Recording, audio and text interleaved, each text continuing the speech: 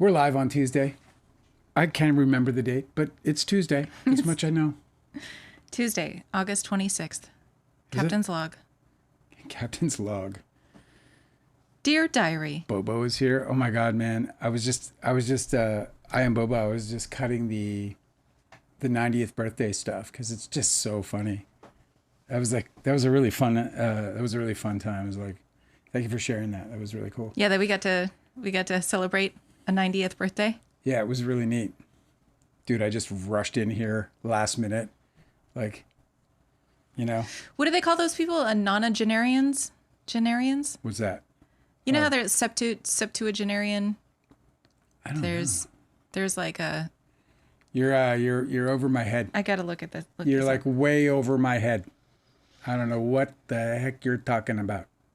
Sheesh. Golly. Yep. Nonagenarian. A person who is You're so good at that stuff. from 90 to 99 years old. I knew Delicate would be unhinged right now. She is absolutely, completely fucking unhinged. I'm just thinking like, I've been thinking about this very selfishly. Like I thought I had a chance is what I'm trying to say. Stop it. No, I mean, I've been thinking about it like, I don't know, like I have not been a fan while she's gone through a breakup. And I kind of feel like. You feel a little cheated. Yeah, I don't feel like you can really be a Swiftie unless you've gone through a breakup. Hey, there's still time. No, come on. What are you doing? You can't do that. Could you can't happen. curse the engaged couple. What are you doing? No, I haven't cursed anybody. I'm just saying, like, you never know. But do you remember that I called it? Do you remember? I called it too. I called it when she was in there with Tommy Two Toes. I called it because this year is her Jupiter return. So in the year 2025, she got her master's back. She's releasing a new album. Yeah. And she got engaged. And this year she's having it is not a coincidence. Dude, this year is like, what is... and there's that. Then there's also... It's wrong of me to feel envy, but it's just like so many good things. I'm happy for her, thrilled for her, totally thrilled for her. And I don't want any bad things to happen. I don't want that. Envy? Yeah, I am envy. Yes. Well... I was into Travis, and she got him. Oh, is that the envy? He's taken now, so you're sad? Yeah. I forgot him the other day. Totally. I forgot all about him. He didn't even exist. I know. You can't have either of the Kelce brothers anymore. No, man. They're spoken for. Jason the Bear. Is that what they call them? Bears? The hairy ones? Yes, I don't believe that he would be called a bear. You don't? No, I think that is a LGBTQ counterculture term. Maybe not counterculture. Really? I don't know. Is that true? Yes, bears are. I literally learned. Bears from are a guy. type of gay man. And they're delightful. Yeah, they're delightful. Yes. I know that because I only know about it because I met this guy in LA, and he said for some reason that I didn't have to worry about him because he was gay because he was into bears. You're definitely not. No, and I'm not a bear. And I was like, well, what is a bear? Because I was immediately like unaware of the bear. And then he explained it to me and I was like, oh, cool. Sounds cuddly. Taylor Swift is getting married. It's a wrap. He got on his knee. Did you see that? Mm-hmm. I've never gotten down on my knee. I've been married twice. Am I a bad person, Angela? No, you're just, you're not interested in performative traditions. I don't really know why. I mean, it's like, they're like, I'm going to do this little dance. I'm going to do this little like body move. And it's going to signal to you that I'm about to propose to you. It's like, why do we do that? My brother did, he drew myself and the other girl that I married. Oh, the other one? Yeah. The one who shall remain unnamed? Yes. Whose name shall not be confused with yours. Okay. But he drew her head like really big and mine really small. Like comparatively. In like a portrait? For the invitations. So our invitation had an illustration by Doug. Why are you whispering? I don't want anyone else to know. It's a secret. Wait, did he do that on purpose? Yes. And I was like, why'd you do that on purpose? And he was like, because this is about her and not about you. And I was like, oh, really? Because I thought we were getting married. Like, I'm sorry, I missed out on the we were that's getting another married. thing. I wasn't ungrateful. It's a beautiful thing, blah, blah, blah. He just explained it to me. And as he explained it It's to a me, weird I was choice. like, yeah. Like, I don't know that they do that on the wedding cake where they have like the little figurines, you know? Yeah. I don't think they have like, Like- monster wife, And then a little dude. monster bride, Yeah. and like little, prey animal. He is such groom. a big dude. That engagement That photo, engagement photo where they're standing it's side like by Beauty side. and the Beast, isn't it? It's like Beauty and the Beast. I mean, he's beautiful, obviously, but Beauty it's and like, the Beast is perfect. It's like Beauty and the Beast. Dude is fucking enormous. And she's a very like large woman. I'm not saying she's a bit, you know what I'm saying? Like, No, she's tall. What is she? She's tall. She's like 5'10", I think. Okay. Yeah, so that's like my height. Right, yeah.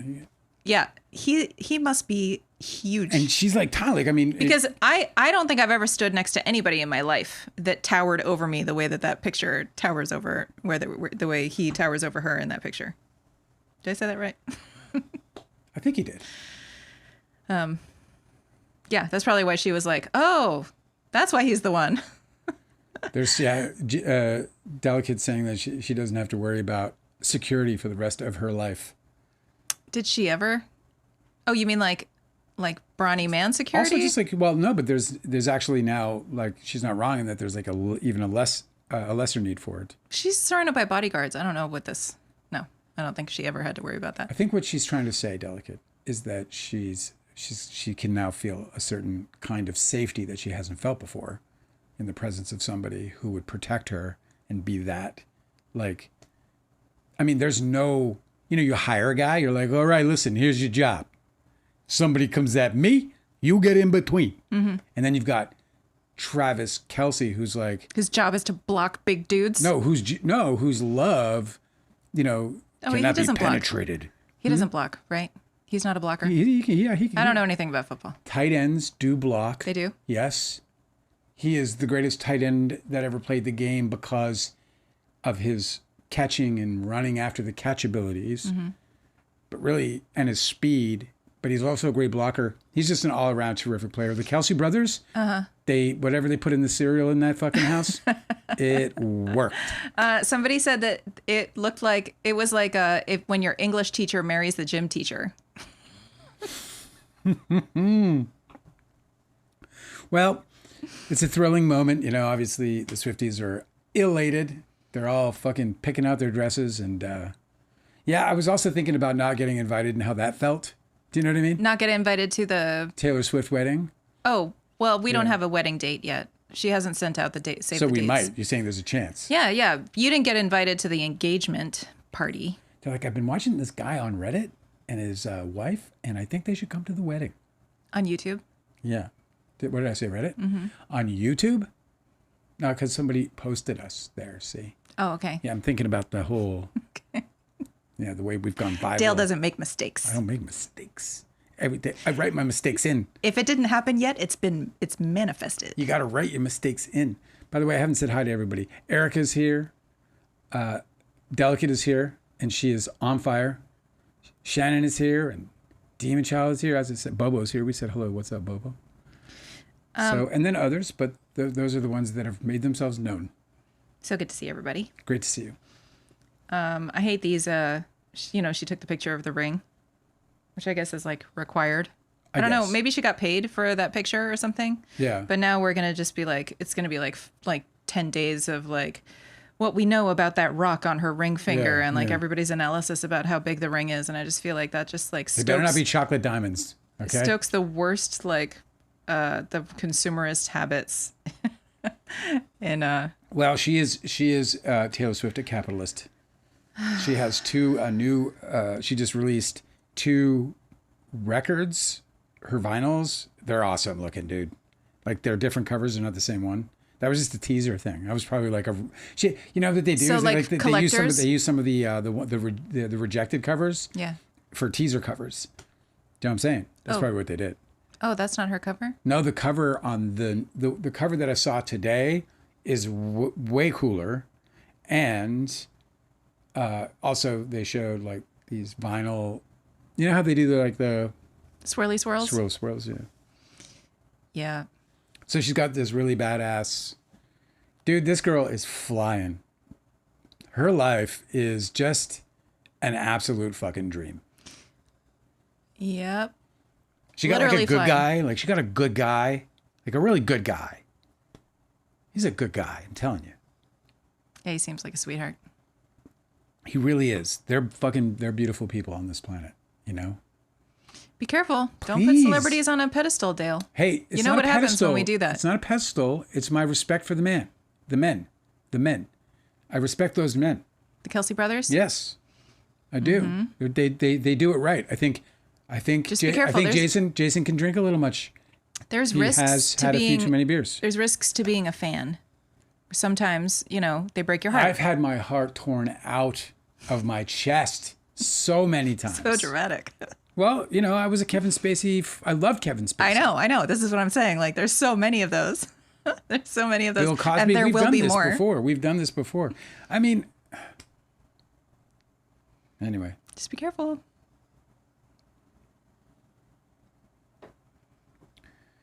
Well, I'll tell you what. If they foul bombing said it's good for them, but this could end badly in a song, and who wants to talk about them ending? I don't want to talk about them ending. This, but yeah, that would be like, that record would probably take her like a long time, or maybe not at all. It'd probably take her like an afternoon, actually. I think it's really adorable how a bunch of people are treating it like Americans used to make fun of the English for having like royal wedding mania, Yeah. Like everybody would just be like buying all the stuff about the royal wedding and like, attending parades and planning for and like, sobbing at the ceremony and stuff. That's what we're going to be doing in this country about these two fucking people.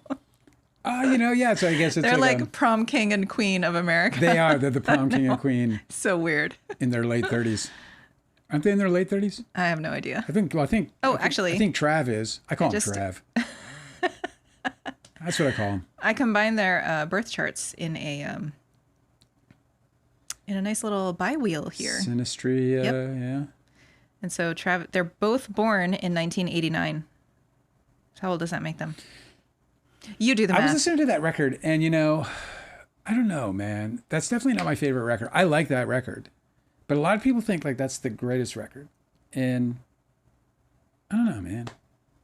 1989. It's good. It's a good record. It's a very good record. I love what she did with it. I love how she bit into the themes really well, musically.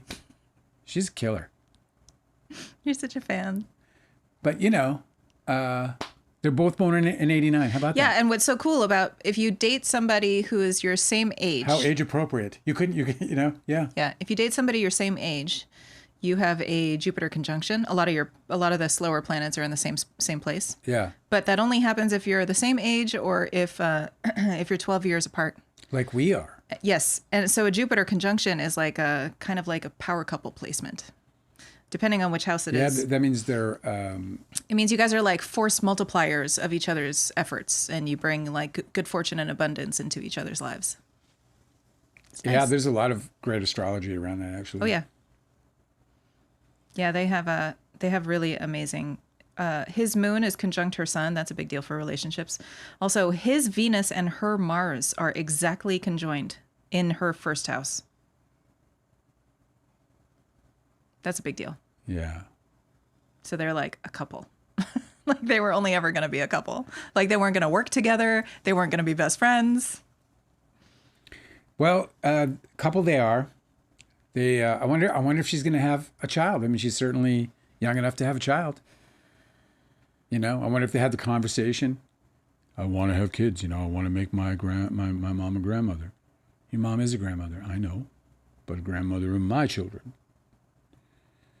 Because he's a good guy, and he's a good guy, and good guys What are you doing? like to procreate. What's this? They want to make more good guys. That's my good guy move. You don't think it's a good guy move? I don't know, man. I don't have an opinion on whether they start a family. Is that weird? It feels weird to talk about it.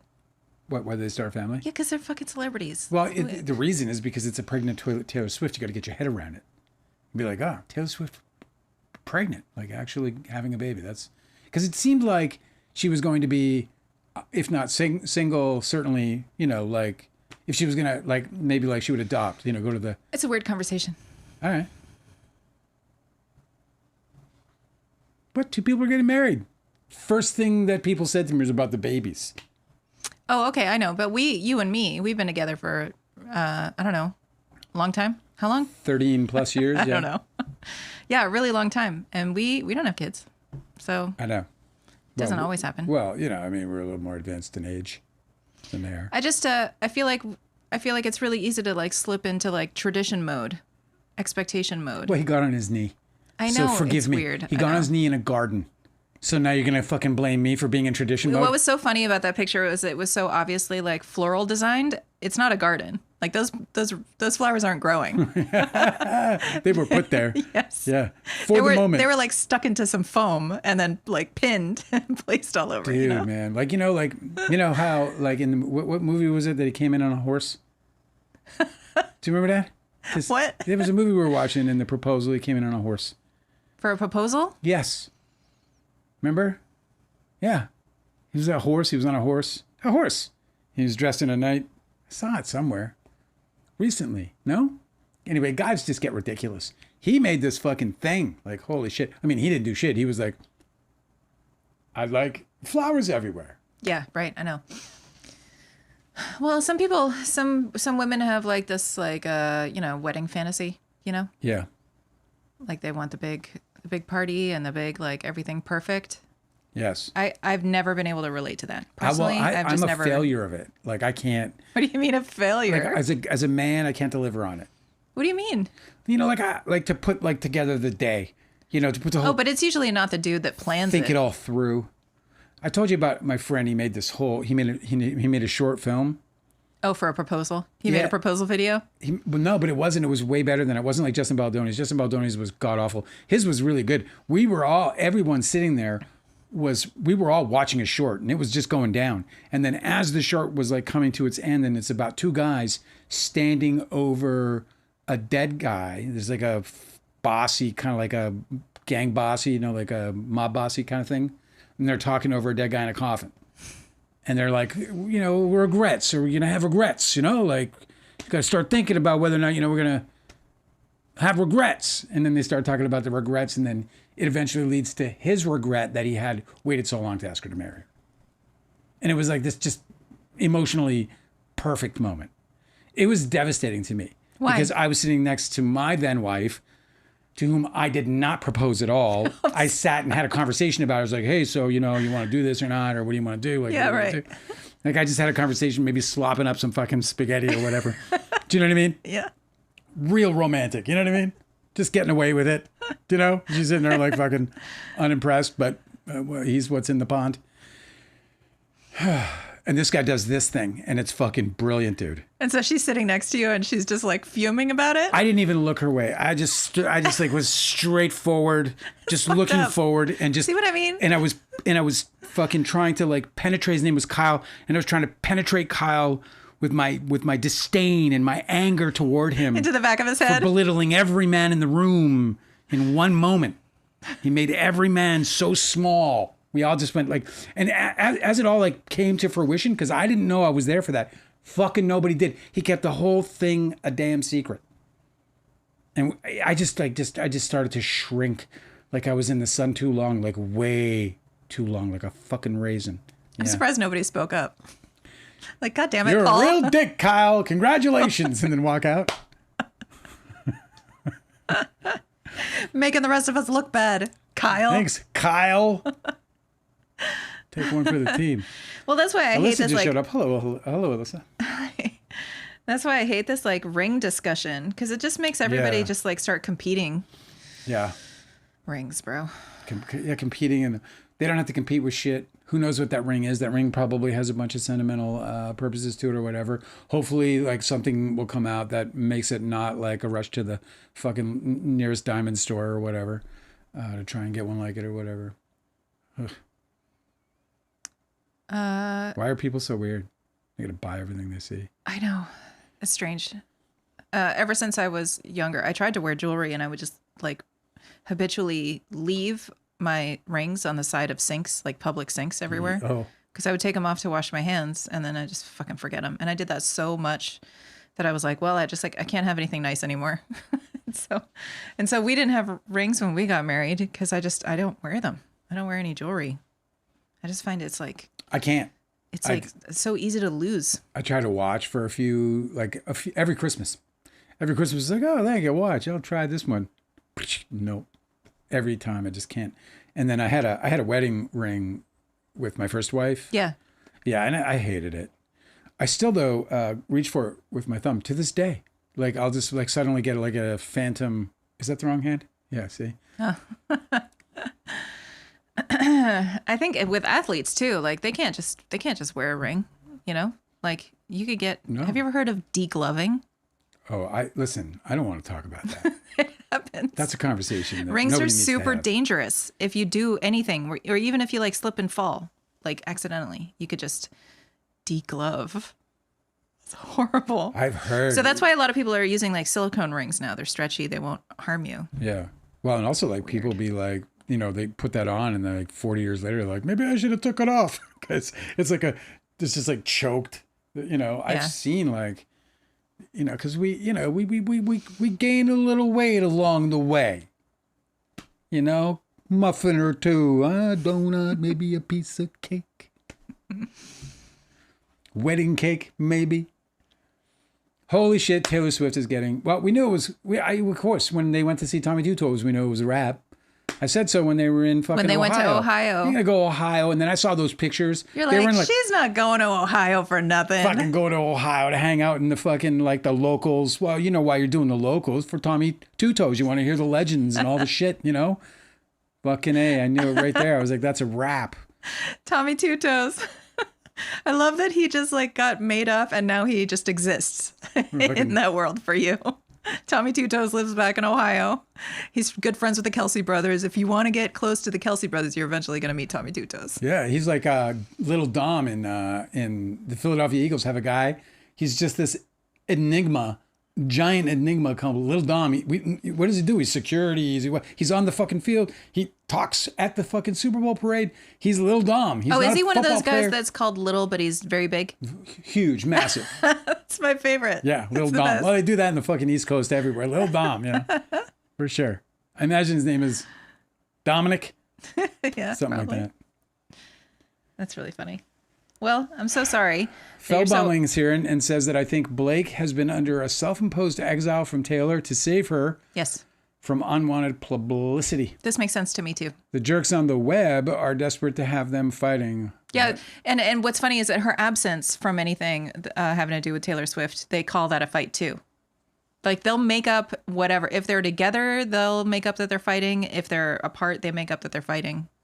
You know, it would seem to me that the courtesy would be on Lively and, you know, look, Ryan Reynolds here. It just happened, right? This is on the thumbnail, right? Like Ryan Reynolds is what there was a rumor. Oh, here, I found it. That there was a blowout on the fucking Doomsday set between Ryan Reynolds and fucking Robert Downey Jr. And it's bullshit. It's a lie. But there's a good example of why maybe Blake Lively herself is just saying, hey man, let's lay low. I highly doubt that there's anything going on with their friendship. If anything, I would guess that Taylor Swift is more supportive of Blake Lively than ever. Blake Lively doesn't need Taylor Swift to fight her battles or be a dragon. And that's the other thing, you know, there's that stigma now between them as it relates to this situation. So that they're not speaking about it or acknowledging it or giving the fuel for, you know, the fuel for fodder about it, then, you know, that just makes sense to me when they could be having private conversations. And many of them, you know. You know, Blake isn't going to tell on Taylor and Taylor's not going to tell on Blake, you know? Yeah, of course not. And so they're probably talking. She is, Taylor, the godmother to one of Blake's children. She's going to be at the fucking wedding. Yeah, of course. If there's going to be bridesmaids and all that shit, Blake Lively's going to be on there with one of them fucking dresses, the big bow on the back. Yeah, I wonder whether she's going to... Puffy fucking... Yeah, one of these like 80s like big fucking prom queen dresses. You're like... With the big shoulder pads and shit. Bunch of dudes longing for love going, I just want to dance with one of them. Her hair's all teased. Yeah. Big. Yeah. With the Aquanet. The big day. Okay, so the story about Ryan Reynolds was apparently it was broken by this guy named John Rocha. He's a film and TV critic and content creator on the John Rocha channel. He's also a host of Geek Buddies, the Cinephiles, whatever. He's a big deal. And he's the kind of guy that would break a story like this. He's got the inside scoop about what's happening on the Marvel movies. All right. Anyway, he has since been correcting everybody. So he's been like retweeting Zach Peter, because Zach Peter, of course, made like a huge, had made like 3 different videos about how Ryan Reynolds is like, breaking up friendships and shit on the set. Like, that he's like trying to be controlling and being horrible. Well, anyway, I like to call Zach Peter Scourge. Yeah. It's just Scourge. But anyway. John Rocha said, since I was the one who broke this story, the fight on the Avengers Doomsday set, he has to clarify, was not between Robert Downey Jr. and Ryan Reynolds. People don't want to accept that I won't reveal the names involved, but he had to clarify that it wasn't them. Yeah, so he exactly. just said there was a set, and everybody just assumed that it had to do with Ryan Reynolds and Robert Downey Jr. They just ran with it. They just turned it into a lie. What's so weird is that put facility to the lie with their fucking social media channels. What's so weird is that there's no telling that they're even on set on the same day. Like Avengers Doomsday has like, isn't that like a massive cast? Why would they all be like in the same? Because it's they're green screen shit, right? They're a massive cast, not doing individual scenes. They're going to be together. No, I know, but like battle scenes. It's battle scenes. It's exactly. from the very first. I'm sure from the very first frame, it's get you, wisecrack, love story. Is it Ryan Reynolds inside that costume? That's not a body double, and then his voice. I did that too long, didn't I? No, it was cute. I liked it.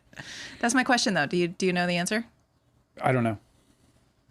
Did you ask if he was in a suit? I didn't know whether it was a body double in the suit. Sometimes.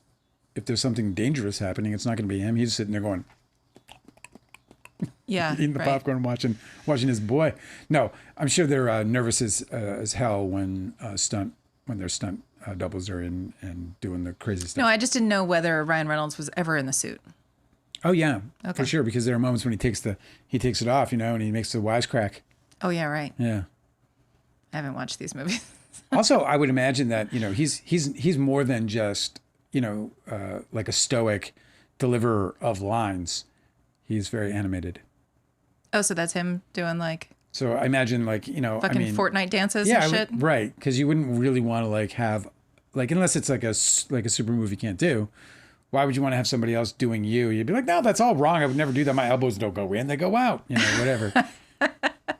You got the elbows all wrong, kid. The elbows are all wrong. This guy doesn't know me. Back to one. And I got to go put on the suit. Wait. Take 15.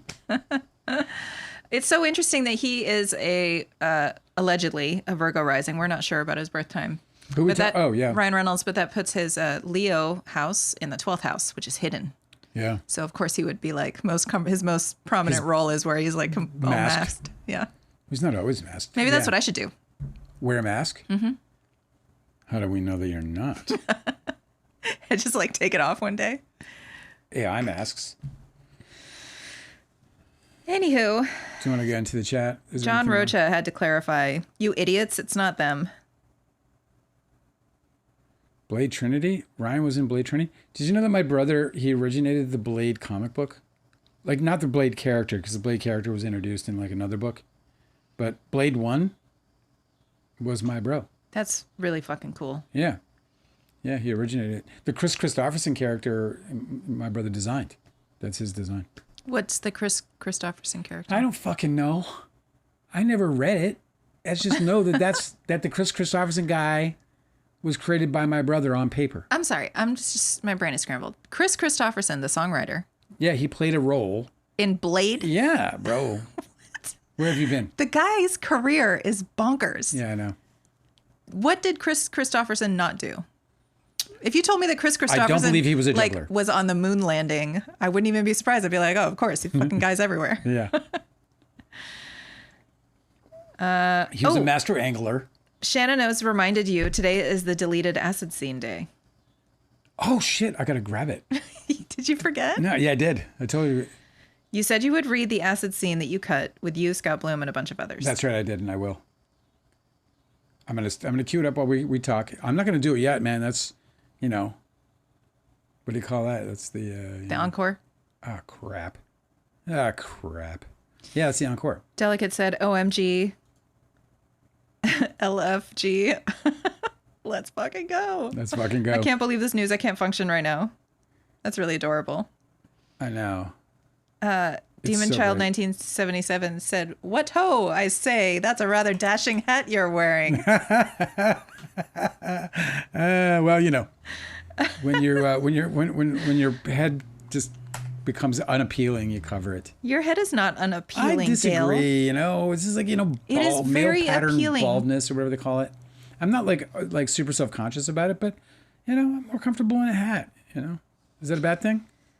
I mean, you know, I'm not ashamed. You know, Erica said, maybe I am a little. Erica said, "Great day for the Tavis fans." Tavis, that's terrible. Tavis. Oof. Delicate says, "I think they've been engaged for a year." Oh, so that pic is old. No, that pic is staged. Well, of course it's staged. No, I know, but it was like that. It's a recent pic, but they've been engaged for longer. Like that, he met Tommy Two Toes. I don't think This I is don't my think, like, fiance Taylor. I just wonder if you can like get engaged to Taylor Swift. Do you know what I mean? Like, I don't know that you can just be like, you know, I'm gonna just ask her, dude, and then like you just go ask her. I think it's like, you know, there's a lot to consider. You have to have a meeting with It's the like, whole yeah, it's like, hey, the media company. let me take you back to Ohio and meet a couple of the guys. That they all have to get And let's vetted. see how we take it from there, huh? They all have to get vetted by like her Secret Service. You think? Yeah, maybe. Yes, probably. Chapters. Oh, Delicate said, "Did you hear on the podcast she talked about numerology?" I bet she fucking did. I bet she did. 12, 12, 12. Because this announcement came out where where Mars and the Sun were both at 12 degrees in Libra. Is that true? Yes. She's just killing on the 12. Yes, dude. Wild. Oh, that's just so crazy. I mean, it would, I don't know. Maybe it's not, maybe that wasn't right. I don't know the exact time because it does seem weird that you would pick a time for the Sun and Mars to be conjoined. Doesn't that seem bad? Wouldn't you want to hide your the Mars and whatever? We can talk about this I mean, on our astrology podcast. yeah, we can talk about it when we do our astrology talks, but I'm going with, there's ways you can work with the malefics. You have to. The malefics are always there. They're in the sky. But you gotta wouldn't work. connect them to the Sun if you could avoid it. Depending on, I would say depending on, especially depending on the dignities, especially because the Sun and Mars can be very well dignified together in places like Leo and. But not Libra. But not Libra, no. Not Libra. I'm looking for Delicate said Travis has been wanting to scream it for a long time. He's been liking and commenting on all kinds of engagement and baby announcement posts of his friends for months. You know, he's going through it. You know, it's like he's at the phase now. Oh, really? So, I just love that he's like twirling his hair about the wedding he's going to plan. Like he's the one who's really into it. That's really adorable. Let me see. What did you just say? Did you say what posts? That he has been liking and commenting on all kinds of engagement and baby announcement posts. Baby announcement posts.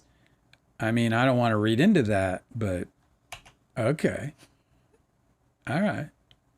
Here we go, man. Here comes the child. You want to get invited to the shower The Taylor too? Swift child would be like that. A child made of Taylor Swift and Travis Kelce is probably the golden child. The Antichrist. Oh, might be. I'm joking. They might invade, you know, it might be like the invade. No, it's going to be the golden child. Come on, what are you talking about? The golden child. Well, you know, I guess you just never know. Could be like, you could get the Jeffrey or whatever. Just accidentally. Oh, King Joffrey? Oh, yeah, is that what it is? Joffrey? Joffrey. I got to find this. I can't believe you didn't get prepared for your big reading. I did tonight. forget. That's no lie. I totally forgot. Like, I think I forgot right after I said it. Pretty sure that's what happened. But I have them. I just have to find out where I have them. Felbombling said, good for them, but this could end badly in a song. Well, you know, I'd buy it 100%. Yeah. I can't wait for that record. I can't wait for it. But I wonder if, like, the big tours are over. Her big tour? You know, just generally speaking, the big tours. Yes. She's not touring, is she? I thought her tour was over. Well, I'm saying in her life. Oh, whether she's going to do another one? Not like giant, like that, you know. I think, doesn't she tour every album? No, that one tour, she toured like 3 at the same time. And then the last one was like her whole career. I'm saying the last one was like the Eras tour, like she toured like, primarily she toured like, I think like. It was all of her albums. Was it all of them? Well, they're yeah, always she all didn't of perform them. every song, but no, I mean they're always all of them. But like she was touring, she had she put out like 2 or 3 records during that tour. They are not always Delicate all of them. will tell us. I went to a concert where my favorite band ever put out a new album, and it was completely different than any of their other music, and they didn't play anything different. They only played their new album. I was so fucking pissed. I wanted a refund. It was horrible. So no, they don't always, when they tour an album, sometimes they just tour that one album. And they'll like play like the biggest hits maybe from previous ones. No, I know. I mean, I've been to lots of that. Well, so what are you saying? Tommy Two Toes and Scoots. Scoots? Scooter Braun. Scoots, man. He's not invited. He is not invited, no. Scoots does not get. He gets turned away at the door. You know what they do is they invite him and then they wait for him to show up. He's out there holding a bottle. I want to talk to Taylor. Send her out here right now. Oh my God. They invite him. They make him get all dressed up, buy him an expensive gift, and then turn him away at the door. We'll take the gift. Now you must leave. Okay, I'm still looking. Well, I'm going to find this. We have time, right? Oh, yeah, we have lots of time. Heck yeah, we just got this party started. Fellbaumling said Ryan can't do too many stunts anymore after he got hurt on Blade Trinity. Oh, that's what got me thinking about Blade, yeah. He spends tons of time in the suit, though, working with actors in scenes. He was slammed on his back doing a stunt. That sucks, man, and he's still hurt from it? Dude. That's lame. I got that. I picked up that bag of concrete, man. I'm still effed up. My shit just slips. Another thing that came out of this fucking smear campaign that was so heinous was they started to blame Ryan Reynolds for a stunt performer lost their life on one of the Deadpool movies. And I went and I looked. There was a director and a stunt coordinator, and neither of them were Ryan Reynolds. He was a producer, but he was like one of 4 producers. It's just like so unbelievable that he would have a hand in deciding what the safety protocols were for any of the performers. It's just like so bonkers. And it was just another example of how they really exploit people's ignorance about how films are made. To think that he somehow was responsible at all for a stunt performer having an accident. Hollywood's a dangerous game. It's always been a dangerous game. People have been losing their lives through, by accidents. Some by, because there's negligence, and others just because they're just doing really dangerous shit. And when you do really dangerous shit, if one thing goes wrong, a mere fraction of a second can end somebody's life. And so it just happens. And so, there's always like an effort to, to understand any accountability for something like that. Obviously, you want to know if somebody did something. Right. Like Rust. Right? Isn't that what it's called? Yes, but absolutely Ryan Reynolds was not responsible for anything to do with that. There was a director, there was a stunt coordinator, and then there was a stunt person working under the stunt coordinator. And somebody had made a decision to go forward with a stunt where they weren't properly protected, or maybe it was just something went wrong, too dangerous, whatever. But none of those people were Ryan Reynolds. No. And I just couldn't believe how many people were just running with the story as if it made any sense whatsoever. Well, we see he's just like a giant today. fucking scapegoat. It's just like a scapegoat factory. Well, it's actually just like it's a hate factory. It's even worse. It's not even a scapegoat factory. It's like they want to assign blame to somebody that they want to, really bring harm to. I mean, these people are out to harm Blake Lively. These people are out to harm Ryan Reynolds. When all for Justin fucking Baldoni. When it's the weirdest thing, when Andy Signor and I were shouting at each other to each other in the phone, he said Blake Lively is like Tobey Maguire, Dale. That's what he kept screaming at me, and of course I kept responding, "You don't fucking know anything about her, dude. You don't know anything about her." Or Toby? Yeah. Well, Does I he mean, he's fucking know trying to about compare it? him to the things that I clearly write about and have talked about as regards to Tobey Maguire. So he's trying to compare to something I know. Well, that's what they've been doing in this smear campaign this whole time, is this guilt by association thing, you know, where like they try and they create a boogeyman and then try and attach the person that they hate to them. Like Ryan Reynolds never did anything wrong, but if you can get everybody to hate Blake Lively and then you connect Ryan Reynolds to everything she did, Yeah. or vice versa, right? If nobody likes Ryan Reynolds, then you say, well, Blake is so close to him, then she must be bad too, you know? So it's just so funny that he tried to do that with you, but you have intimate knowledge of how bad that villain is in your life. And there's no comparing Blake Lively to Tobey Maguire because they're not even associated. So it's just such a strange leap for him to make with you. Like he was really trying to manipulate you into getting angry about somebody and then just like switching, just reassigning that anger onto a completely different person. Because I guess it works for some people. It's so weird. Strange. It's a strange thing to do.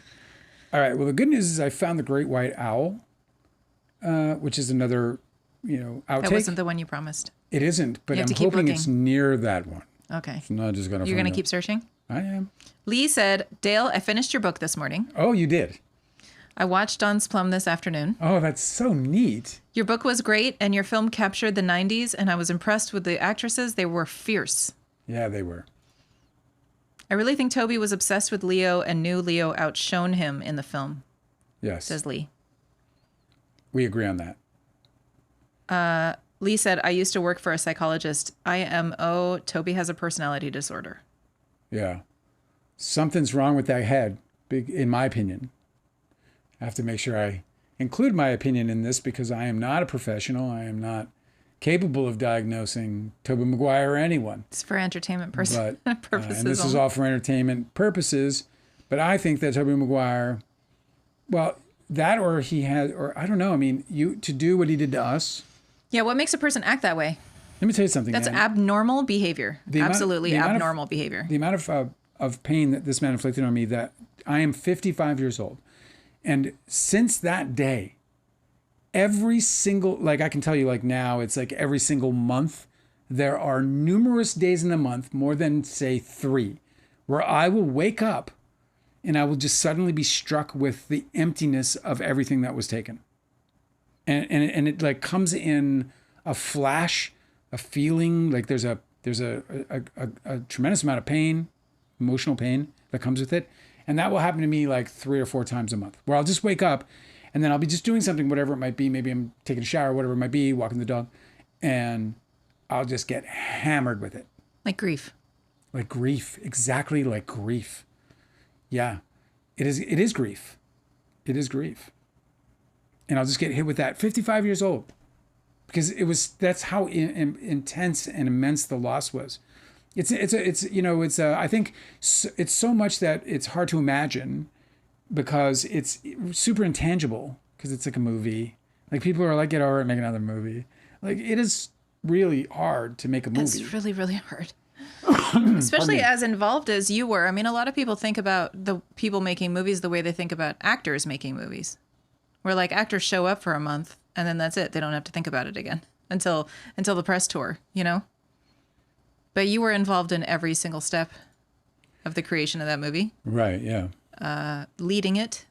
Yep. And I just don't know how somebody reconciles that is all suddenly yanked away for no discernible reason. Nobody has explained why they blocked your movie, why they fought you about your movie, Yeah. why they needed to punish you by removing your movie from the world and removing you from being allowed to participate in the profits from that movie. Yeah. Like nobody's explained why that happened. So it's almost like experiencing a sudden death that doesn't make sense, you know? Well, it was like a horrific car so accident. Sudden. It was so sudden, right? It was one night in a single night, just everything. I think that's what world changed. complicates grief so much is like when there's no explanation, you know, when there's no good reason. Let me do this. I'm going to read the Great White Owl scene right now. Thank you, Lee, for reading the book and writing it. Thank you for reading the book and for watching the movie and just participating and coming to these lives. Of course, I'm grateful to all of you, but Lee is just the newest to come and just share with us. And that just, man, it means so much. So thank you so much. This is a cool little scene. This was the original opening to the book. So when I first wrote the book, my very first draft, this was the first opening. And then it changed dramatically because I actually ended up cutting about 25,000 words off of the beginning of the script. When I started draft two, my big move into draft two was cutting 25,000 words. It was a major decision. And these words were among them. It's the very opening scene. It begins. The first time I ever went to the United States, I was probably 10 years old. My father was a long-distance trucker. Slow down. The first time I ever went to the United States, I was probably 10 years old. My father was a long-distance trucker, often driving for weeks at a time, but once in a while, he'd get a short trip, usually hauling yeast or apples up north to small Canadian towns, and occasionally he'd take me and my brother along with him. On one occasion, he invited me to Baudette, Minnesota, a U.S. town just 3 hours southeast of my hometown of Winnipeg, Manitoba. It was rare to be invited on a trip by my dad, but a trip to the States was a once-in-a-lifetime opportunity. It was such a big deal that when I showed up for school the Monday following, everybody already knew I had gone. The week before, I was just another poor kid from the North End, but now suddenly people were talking about me. Even James, the most popular kid in school, couldn't resist the lure. It was a status changer. "Hey, how's it going?" asked James as he approached. I was standing by the boot scraper, shivering my ass off, waiting for the school doors to be unlocked. "Hey, man," I said, my breath making smoke and crystals. "Heard you were in the States this weekend with your dad." James didn't have a dad. Yeah, we went to Minnesota," I said. "That's pretty wicked. What'd you guys do?" "Drove around, mostly. We ate at a restaurant." "Wicked. Did you talk to any Americans?" I nodded and wiped my runny nose. Sorry. I get emotional. I miss these guys. I nodded and wiped my runny nose with my sleeve. "The waitress," I said, "she had a funny accent." "Did you buy anything?" "No, but my dad let me keep this." I pulled a neatly folded American dollar from my front pocket. "Whoa, that's fucking wicked." James Fucking wicked. James reached for the dollar and snatched it out of my hand before I could pull it back. "I won't steal it," he said. "I just want to look at it." He unfolded the bill and looked at it more closely. Then he held it up to the sun. God, you guys make me emotional, bro. "It feels different than our money, eh?" "Yeah," I said. "Smells different too." He sniffed it. "Yeah, I guess it does.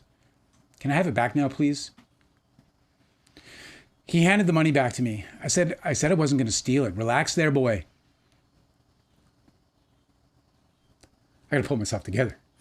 I don't understand why this is emotional. It shouldn't be. I'm so sorry. We arrived at the U.S. border a couple of hours before sunrise.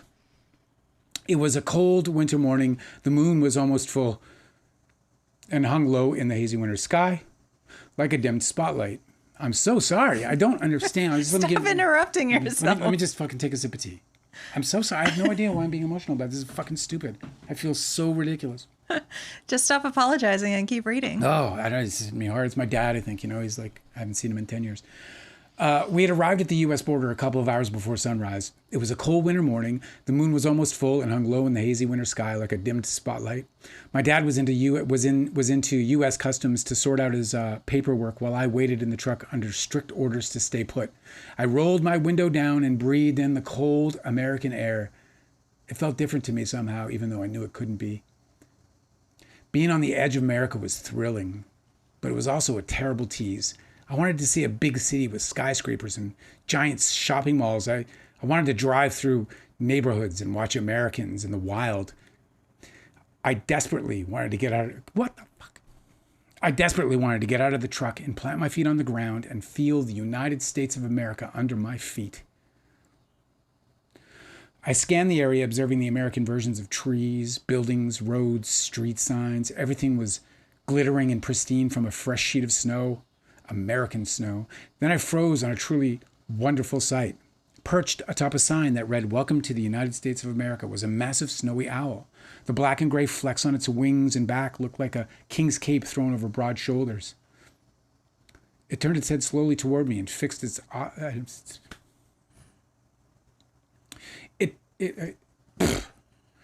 It's like I'm in the booth. It turned its head slowly toward me and fixed its eyes on mine, and we remained locked on one another until my dad exited customs moments later.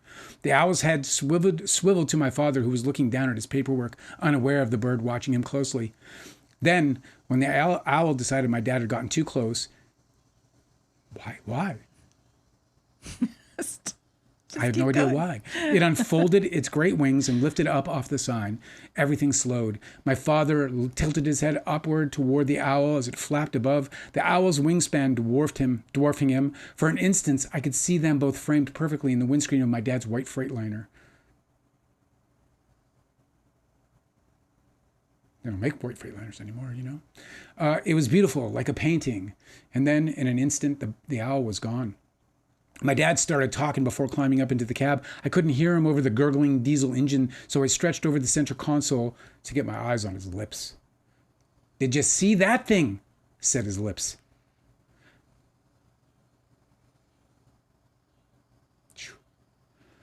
"Yeah, holy crap, Dad. That was so cool." I shouldn't have read this.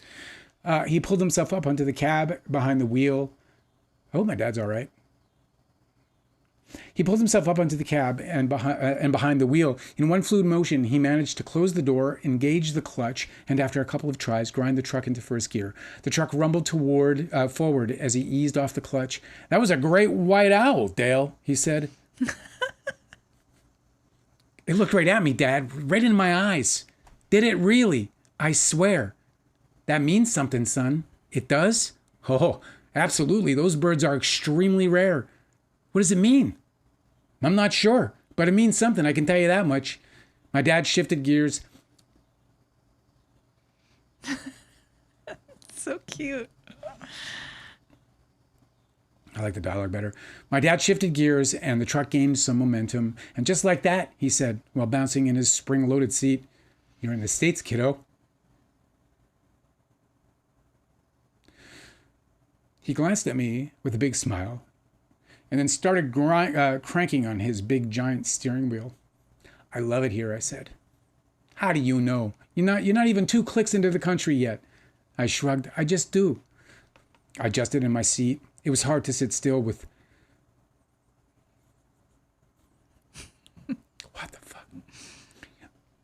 I don't know why this is affecting me the way it is. Probably because Taylor Swift is getting married, and it's really an emotional day. It's really affecting you. And it's affecting me. I shrugged. "I just do." I adjusted in my seat. It was hard to sit still with so much excitement pumping through me. "I'm going to move here one day," I said. And here I am. My dad snarled. "Why the fuck would you do that?" "Why wouldn't I? America is so cool. Canada is cool too." "No, it's not." I turned from my father back to the scene outside my window. "Canada is boring." My dad waved me off with a hiss. God, I can't wait till this is over. My dad waved me off with a hiss, hit the left blinker under his steering wheel, and eased the truck back onto the highway. "You watch too much goddamn TV, you know that?" Well, I'm so sorry I fucked that up so bad, but... You didn't fuck it up. You read it perfectly. Oh, my God. No idea why that was happening. See, that's the experience people can't get from just reading your book. Yeah, they're not going to cry over nothing. Okay, well, that was way too harsh. My favorite was that... I know the acetine's not going to do that, so I'm going to find that and redeem my emotional... I think I'm just sad for my dad today for some reason. There it is. A little sad for my dad. My favorite was when you said that he shifted gears and then you started to choke up. Well, because I could see him, and there's this great picture of my dad, when I wrote that scene, that day, it was like the first time I ever went to the United States. It was like the biggest day of my life, really. Yeah, that's a real big deal for a kid. It felt like the biggest day of my life, and then he was the man who gave it to me, You've told me a story. You do it. He was a great trucker, man. He was a great trucker. You tell this story better than I ever could, but I'm trying to prompt you to, when you said that when you were a kid, they used to give the weather report and then they would give you like the comparison. Yeah. So what was that story? So I really started dreaming about moving to the United States because I live in Winnipeg, and in Winnipeg, if you go check the weather in the winter, nowadays it's a little warmer, Yeah. But when I was a kid, it was really fucking cold. Like -20, -25, like -30. Wind chills feels like -40. In the super crazy days.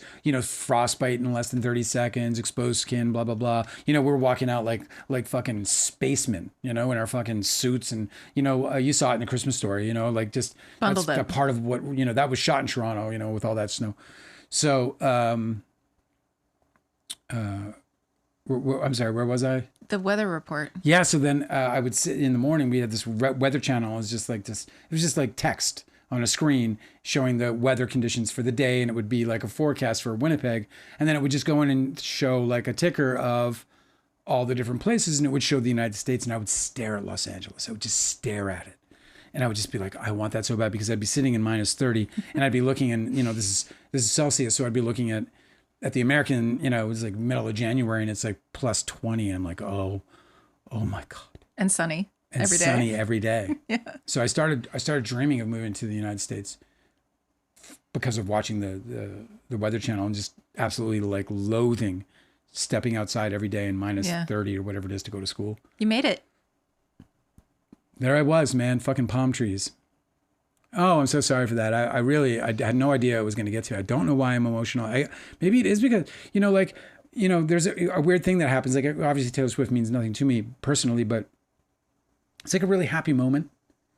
And, I can get caught up in those. Maybe that was it. I don't know. Also, it's like everything's terrible. So sometimes we get a little glimmer of like, oh, right. Like there's some joy to share, Yeah.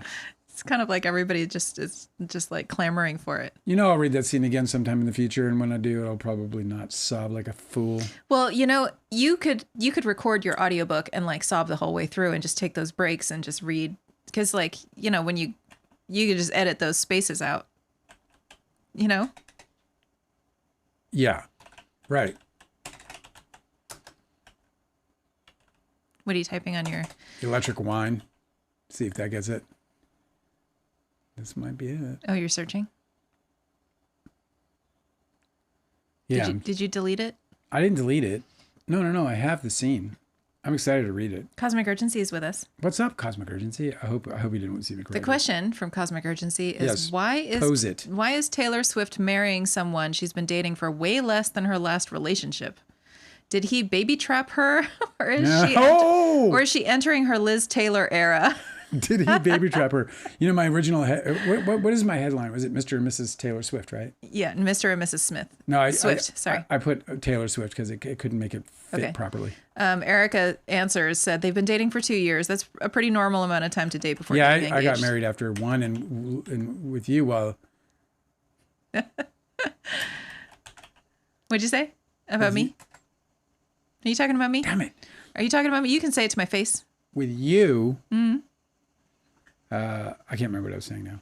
What were we talking about? Oh, you don't want to say it to my face. No, I'm kind of nervous right now. You're making me nervous. Cosmic Urgency said, Dale, you cry every time you read from that book. It's expected at this point. No, I'm fucking pussy. I don't know. You're lovely. I think it's wonderful. I really am amazed that I do, because I don't expect to anytime. Especially like the scene's touching, and yes, I've got like daddy issues and all that, Yeah. And I think also like, it's like, it's like you feel very vulnerable sharing your shit and reading your shit. You know what I mean? Delicate said, you don't need to apologize for crying. Guilty Angel said, yeah, I think your emotions are beautiful. Well, that's nice of you to say. I don't feel so good about it, but that is nice. It's comforting to hear that. I just don't prefer that. Lee says, I don't think the marriage will last. Aww. Guilty Angel said, every fight will turn into a very terrible song. They'll bicker and Taylor will sneak off to the bathroom to record. She'll be like, and he'll be like, are you writing lyrics right now? He'll be trying to, la, la, la, la, I'm breaking your song. I'm going to break your song. Exactly. Taylor's going to write a bad song. Taylor's going to write a bad song. No, listen to me. You know what they're going to have? They're going to have a happy fucking life together. You know why? They're madly in love with each other. They're perfect for each other. She's been waiting for the right guy. They're going to have blissful matrimony. God damn it. Maybe she hasn't been waiting for if you listen to the lyrics, she's kind of been like watching them kind of walk out. Damn it, not him. Not you either. Shit. But she's found the right guy is the point. He loves her, dude. He's all lost in that. And I don't think he's lost in, Taylor Swift, the icon. Maybe he is. I mean, it's how do you miss? But I don't know. He's a good guy. And good guys, Angela, bless you. I just feel very confident that they're going to have a great relationship and it's going to be long and maybe they will have a couple of little ones, a couple of Swifties, a couple of real ones. A couple little leaguers. Dude, man. Greatest tight end of all time. Arguably the greatest pop star of all time. Arguably. Michael Jackson's probably the greatest pop star of all time. He's just got such a... I think there's a lot of people that would argue about that, yeah. Which? That she's the greatest pop star of all time. It's arguable. She's up there, bro. She's in the convo. I mean, I don't want to upset anybody, but I don't believe so. Really? No, she's an incredible recording artist. You don't think she's in the conversation for the greatest pop stars of all time? No, she's in the conversation for the greatest pop artists of all time, but I don't know that she is. I don't think that if you put her performance capabilities up against any of the other greats. Well, I don't know. I haven't seen her perform, so I couldn't possibly. I'm just talking about what she's accomplished. Her records are brilliant. They're not even they're brilliant. Now, I mean, is every record brilliant? I haven't gone through them I guess all. I was just assuming when you said pop star that I was thinking about big stadium performances and stuff. Well, I mean, she's definitely got that. And I was thinking about Freddie Mercury. Well, yeah, or but that's I mean, Michael Jackson. When you think about Freddie Mercury, you think about the greatest frontman. He wasn't a pop star. He was the greatest frontman, but Queen was not a pop band. And they had... What were they? They were a rock band. They were just a rock band. Yeah. They tried to be a pop band when they came out with Radio Gaga. It didn't work that well. Yeah, they had some really... I was like, I'm going to get into Queen. And I started listening to the albums. And oh my God, there is some horrible... If you're going to compare her to... some weird sounds. You have to compare her to pop. You have to compare her to whatever. Janet Jackson and Michael Jackson. And Janet Jackson is a really, really good example. She was... Lady Gaga and... Janet Jackson as a performer. Yeah. I think that's the standard. That's the bar. It's high. Janet Jackson? Yep. Yeah, she's way up there. And I think Taylor Swift is 100% at the table. But you said you haven't seen her. Who? Taylor Swift. Well, I think it's fairly obvious when you I've certainly watched, I haven't gone to see her live, no. But I have seen some of her live performances. We will seek them so that you can make an educated opinion. Yeah, there's a particular one we should watch that Delicate had already recommended that I have long forgotten, but need to remind myself to watch again because I am curious. The Eras Tour is on she made a documentary about that, but that's on Disney Plus or something, isn't it? We don't have Disney. Anyway. I know I made a folder. Guilty Angel said Janet Jackson's not even in the same galaxy as Taylor Swift. Well, I wouldn't agree with that. Janet Jackson is legendary. She comes before Taylor Swift, so she's also got that. And so I wouldn't agree with that. But I would say that they are definitely in the same conversation. I mean, look, actually I would agree with you on the extent that Janet Jackson would never be able to touch Taylor Swift's artistry. It's not even close. So Taylor Swift is it's not even close. Taylor Swift has 12 records out. She's not even 40. And they are brilliant. She pumps out genius lyrics, perfectly expressed, gorgeous stuff, and she'll do it in a year. She is extraordinarily gifted, and I would say more gifted than most in that regard. I don't know if Janet Jackson, did she write her own songs? No, I don't think Michael Jackson did, but he also did a lot of other people's stuff. Thriller, for example, was not his.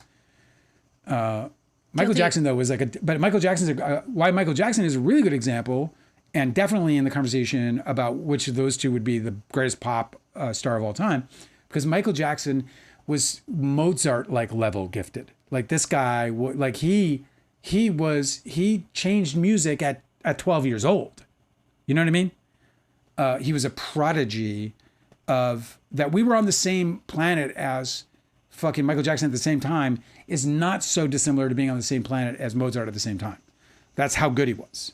He also really he recorded songs that were written by other people and totally catapulted their career too. Yeah, we changed and transformed them. I mean, obviously Quincy Jones was probably going to have an incredible career without Michael Jackson if he never existed. Yeah. But like Rod Temperton, for example, he was the guy. What was his band? Heatwave. And if he was only ever in Heatwave, I don't think that anybody would know Rod Temperton. But he basically he wrote a bunch of Michael Jackson's biggest early songs, like not childhood early songs, but like the Bad album, you know? So like just after huge, Thriller. fucking huge hits. Yeah. Yeah, Thriller was written by Rod Temperton. Yeah, he's wild to watch compose and stuff because he's got a horrible voice. Like So he cannot sing. He sings the Michael Jackson But parts. he writes this amazing music and he cannot sing. I think that's the story of Lady Gaga. Wasn't she like everybody's songwriter before but she she could was sing. like, I could just fucking do this myself. Yeah, she's not the only one, I think, who's kind of... Yeah, Sia was like that too. She was writing a bunch of other people's songs. Yeah. She wrote a bunch of Rihanna songs, I think, and a bunch of other. You could sort of hear her sound in these other pop stars. Like as soon as they do something really unique, like the Rihanna song, I think Umbrella is hers. No, Diamonds. I can't remember. Anyway, I'm gonna move on. Moving on. Taylor Swift is in the conversation with the greatest of all time. And it's Michael, Prince, Madonna, and Taylor.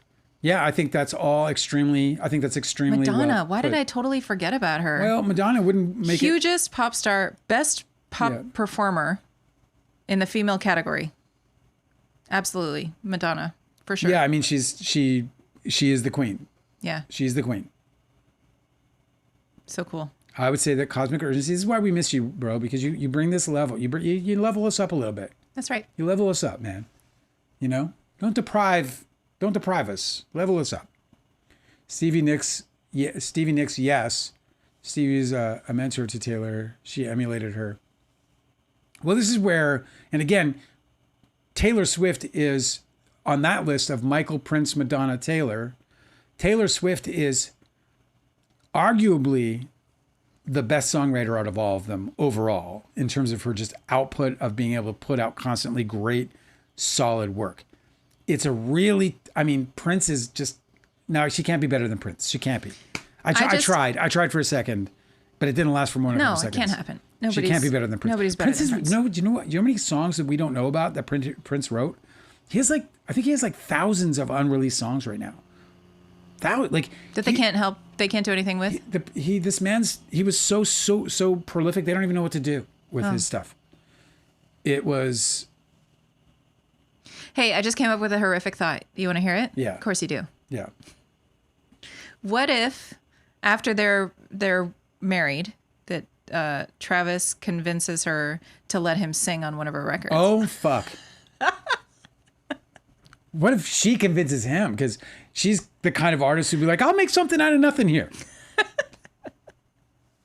And then all of a sudden, all the fans are like, what the fuck are we listening to? Holy shit, this is terrible. Why? That's a fucking great scenario. Prince was a genius. He's another guy who was like Mozart level genius. Yeah. We were blessed in our lifetime to be in the company of some of the greatest songwriters of all time. Like, believe it or not, Black Sabbath is in that conversation.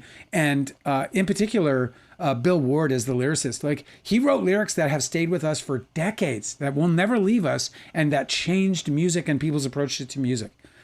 And he created this, he helped create this band called Black Sabbath, and he's the storyteller. We had Neil Peart from Rush. And if you read Neil Peart, just read his lyrics, you'll recognize immediately that he was an absolute genius. And we haven't even talked about Bob Dylan. Oh, Lee said George Michael too. I mean, George Michael's not in the list of, I don't think he's in tops for the best of all time. What? No, not the best of all time. You're wrong. I'm not wrong. You're wrong about that. No, I'm not.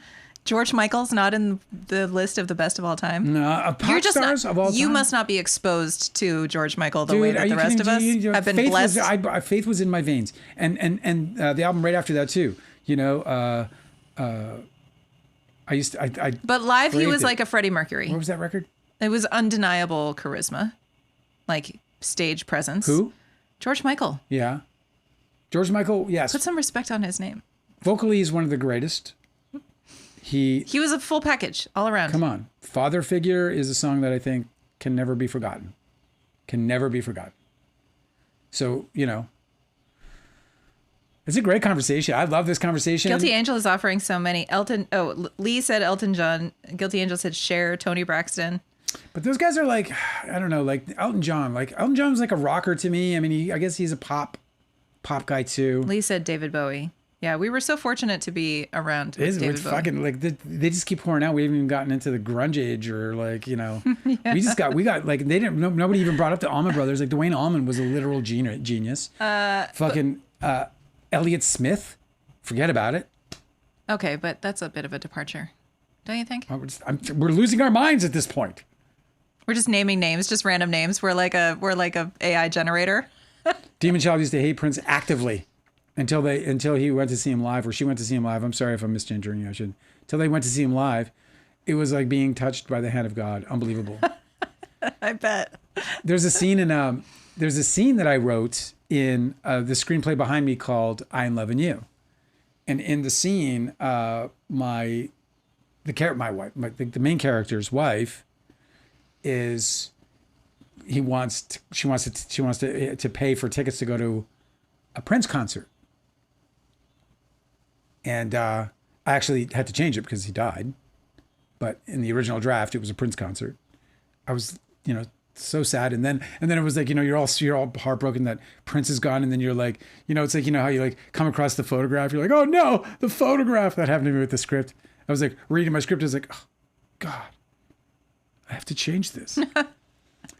The person, though, the story is based on my ex taking Pedro Pascal. She went with Pedro Pascal to go see Prince? Yeah, I bought Pedro Pascal 2 tickets to 2 different Prince shows in his lifetime.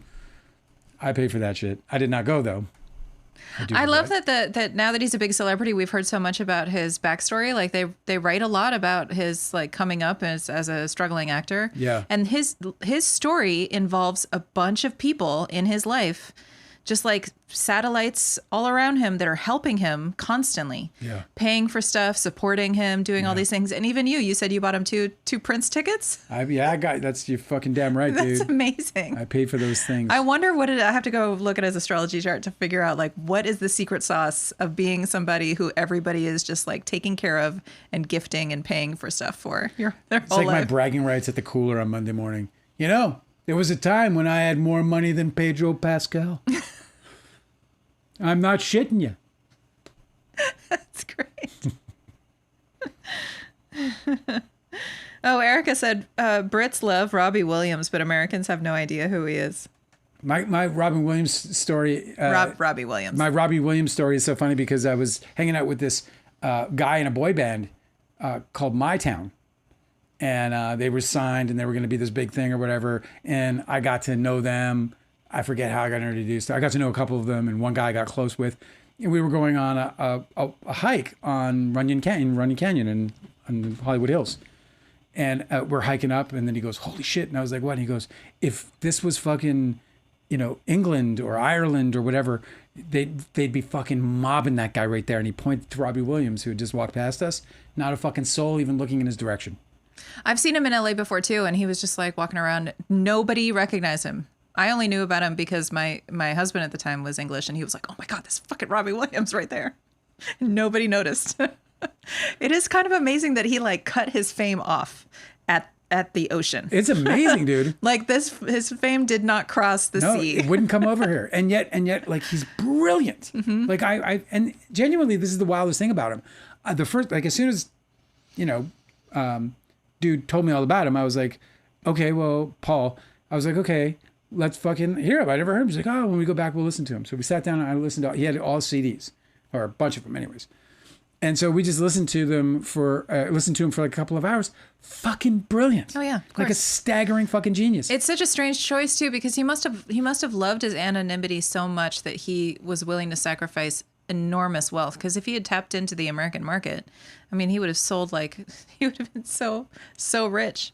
But he probably just really enjoyed like being in LA. Oh, what are you kidding me? Because like not only he has anonymity in like one of the biggest markets in the world where he can just chill. I mean, on the one hand, he's like, yeah, I'd like to make the $100 million or whatever. Right. But on the other hand, it's like, look what I can do that you can't.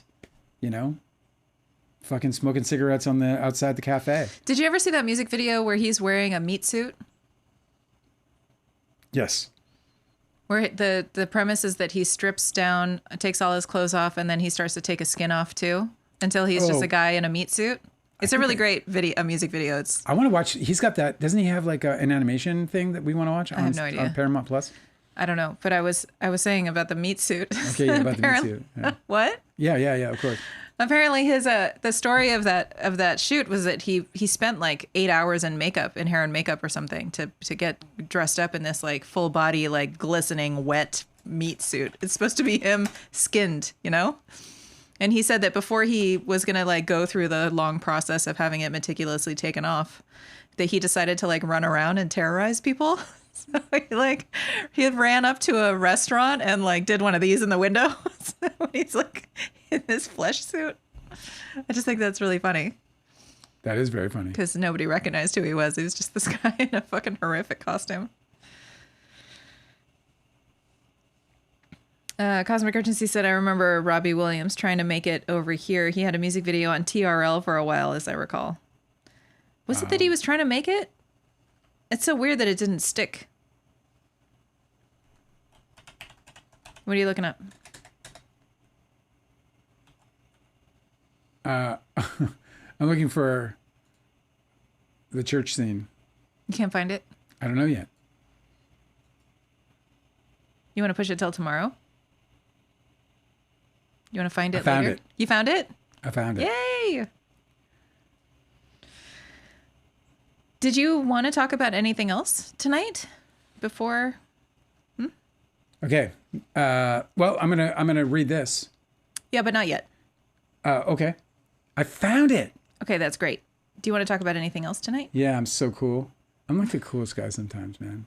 Sometimes I just say, psh. I'm like, dude, Dale. You're cool. You're cool. Let me check. I'm not that cool. I would sit there and fucking cry my eyes out at a bunch of fucking people on the internet. What are you checking? I'm looking for my saves. Okay. Didn't you ask if I had other stories? Yes, I just didn't know. Because you're awfully quiet over there. Yeah, it's been one of those. So the one story I didn't touch on yesterday that I wanted to touch on. Well, first of all, Lil Nas. I feel really bad. Like the first time I talked about that story, I was like talking about how fabulous he looked while he was in his father came out and it's at least appears to be just like he had a mental breakdown, that there drugs weren't involved, or not to the extent that he was abusing them. I still stand by everything we said, because addiction. he looked like he was having a nice time. He didn't look distressed or stressed out. He didn't look upset or worried. Yeah, it got worse. Yeah, well, of course, everything is worse when the cops show up. Yeah, exactly. It's like, this is the lesson I wish that everybody could just internalize. If somebody is in distress, calling the police never makes it better. They only ever make it worse. Somebody described that what they're doing to him is charge stacking, where if you stack a bunch of charges on a defendant, it makes even their smallest charge seem like a big deal. So as these other charges fall away for lack of evidence, the ones that stick still in the eyes of the court seem like bigger, more like the kind of charges that have more of a heavier sentence or whatever. Yeah. Have bigger fines, whatever. Steeper penalties. So charge stacking is often what you do to people when you want them to plea, when you want them to admit guilt, because you stack all these charges and you're like, hey man, you could go to jail for a really long time, or you could just plead guilty to this one thing that you didn't even do. Right. And you'll do like community service and whatever, but you'll accept guilt for something that they never even fucking intended to prove that you ever did. And so I don't believe anything about the charges. I believe that he was detained. I believe that he was uncomfortable being detained, as anybody can expect to be. He probably was in great distress when he was being detained by cops, because who the fuck wants to deal with that? But I don't believe any of the charges that have been posted, like headlines and, have been reported, I don't trust the cops on any of that shit, dude, because that's exactly what they do to fucking railroad people into a guilty plea when they haven't ever done anything wrong. Yeah. Well, I don't know what happened, and he has 4 charges. So when that's usually true, like P. Diddy, they had like whatever, fucking 17 charges or whatever, 12 charges. 4 apparently, and again, I don't have any facts, but what I've read is that he ended up in a confrontation with the police that ended in tasing.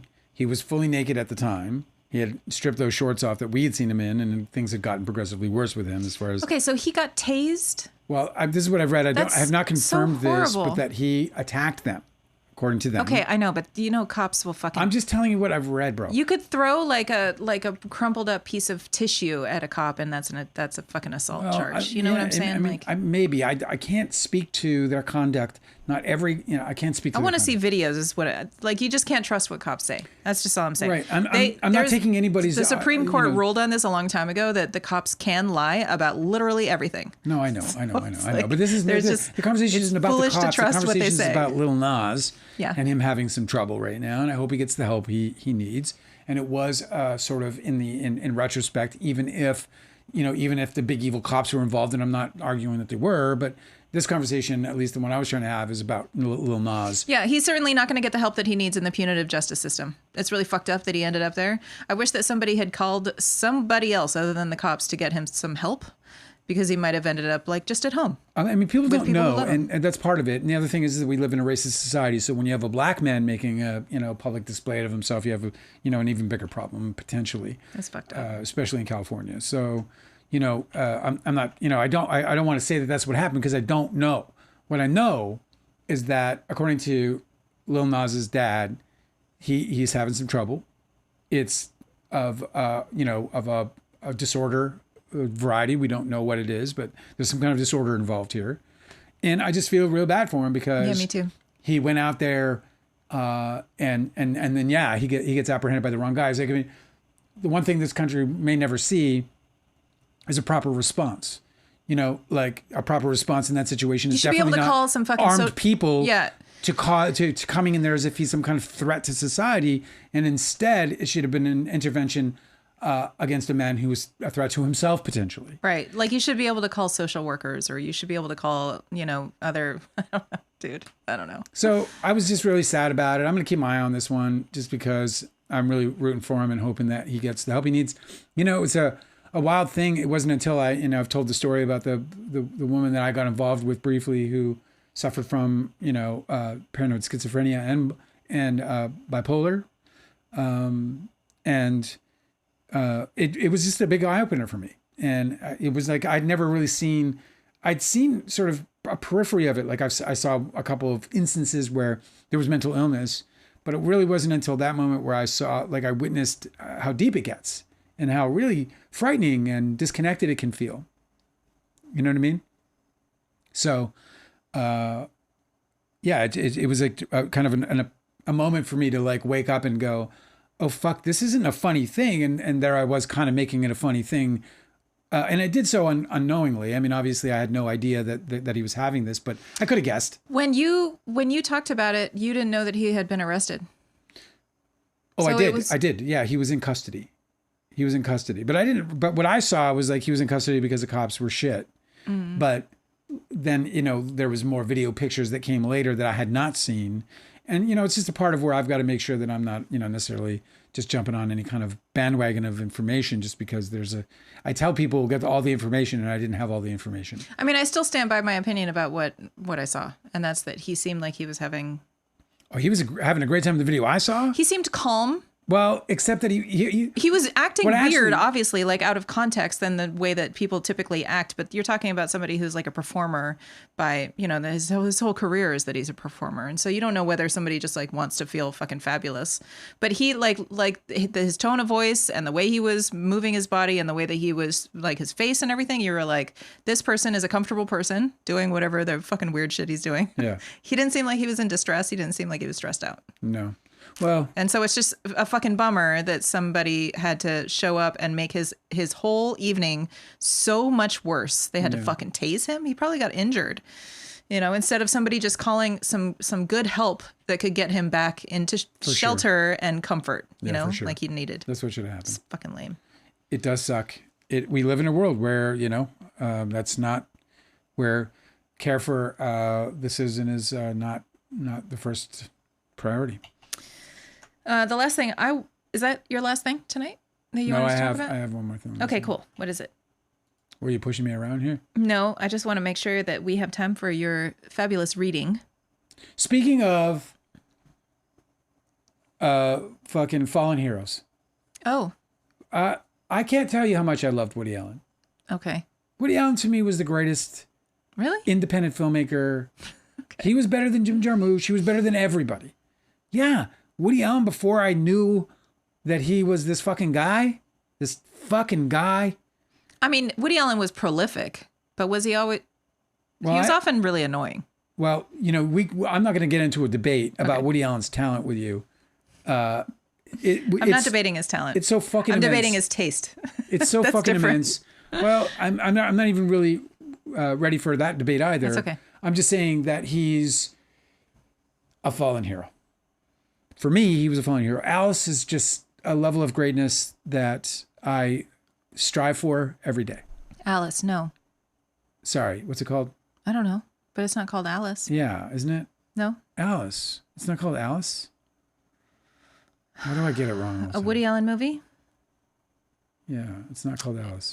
You're looking for a Woody Allen movie with a single name title? Anyway, it doesn't matter. Let me just continue. It doesn't matter. You mean Annie Hall? Annie Hall. We don't have to get caught up in it. Is that what you're talking about? Yeah. Okay. Annie Hall. Alice is a totally different thing. Anyway, Annie Hall. Okay. That's very funny. Anyway, Woody Allen is participating in the Moscow Film Festival. And look, I understand that like he Moscow Film Festival? Moscow Film Festival. What kind of fucking human being? What kind of fucking freedom-loving human being is going to go to fucking Moscow under these circumstances? This man. Do you know that I saw a statistic that the number is now, they believe, north of 1 million Russians have perished. 1 million Russians have perished. And fucking Woody Allen's like, yeah, you want to see my movie? I'll be right over. Well, it is really tough because, like, what are Russian filmmakers supposed to do? Right? Like, Russian filmmakers... Live without Woody Allen. Okay. You know what I'm saying? Yeah. Live without whoever's going to be... I'm not saying don't make your movies, make your fucking movies. I'm not saying don't distribute them. I'm not saying that Russians shouldn't try to go about their lives. They're under rule of Putin. Right. This isn't a punishment against Russians. It's what the fuck is Woody Allen going to Moscow for? In the middle of a war where the aggressor and the person who is singularly destabilized Europe is invading another country. Like, I know. What the fuck is your brain doing? You can't. You're Woody Allen. You've had this entirely full life. You've won Oscars and ignored them. He ignored the Oscars, but Moscow is calling. But Dale, I think you're neglecting to recognize that is where the oligarchs are. Okay, I don't give a fuck why he's going. I don't care if he has a reason. I don't care if it's because he's going to serve the money. I don't give what fucking. Who knows? I don't give a rat's ass why he's going. That he's going makes him an even more of a disgrace. But you're not the only person who's got a problem with this decision, right? I can't imagine. Let me go to the comments. I don't mean just the comments, but didn't other filmmakers speak out against it or something? Oh, I'm sure, but how did you hear about it? It's an article. But the top voted comment on Reddit is not America's moral authority, Woody Allen. Oh yeah, I know. But it's beyond that, right? It's just. I was just talking more about fallen. I mean, that's what I mean. Is like they can fucking keep him. Like he wants to go and fucking like hang out in Russia and like make friends in Russia. Like fine, hope he stays. I was just talking about fallen heroes because I'm the bearer of bad news to some people's heroes. Yeah. I've had people come up to me, or not come up to me necessarily, but write me and so on, and even get angry and even disparaging and use really, vicious language against me over it. And I try to tell them, like, I understand I have fallen heroes. I have heroes that I fucking adored. And then when I found out that they were really shitty human beings, it changed the way I looked at everything, Like when you lose a hero, It changes the way you look at everything. That guy was one of my heroes, Woody Allen. You know, when I was hanging out with Seth Green, all the credit in the world he had was because he worked with Woody Allen. I couldn't believe, I kept thinking about it. Every time I hung out with him, I was like, this motherfucker sat in the same room with Woody Allen, like had conversations and shit. Like that's how big of a deal he was to me. He was like, you know, other realm. Yeah. Like that you were 1 degree of separation from him was a big deal. Now he's underfoot. Yeah. Yeah, totally. I know, man. And it's all avoidable. He could have just not been a total fucking dirtbag. And he would have kept his reputation. How fucking hard can it be to just not be a dirtbag? Yeah. Yeah, that's it. That's what I got. That's my, do I? Oh, no, that I showed you.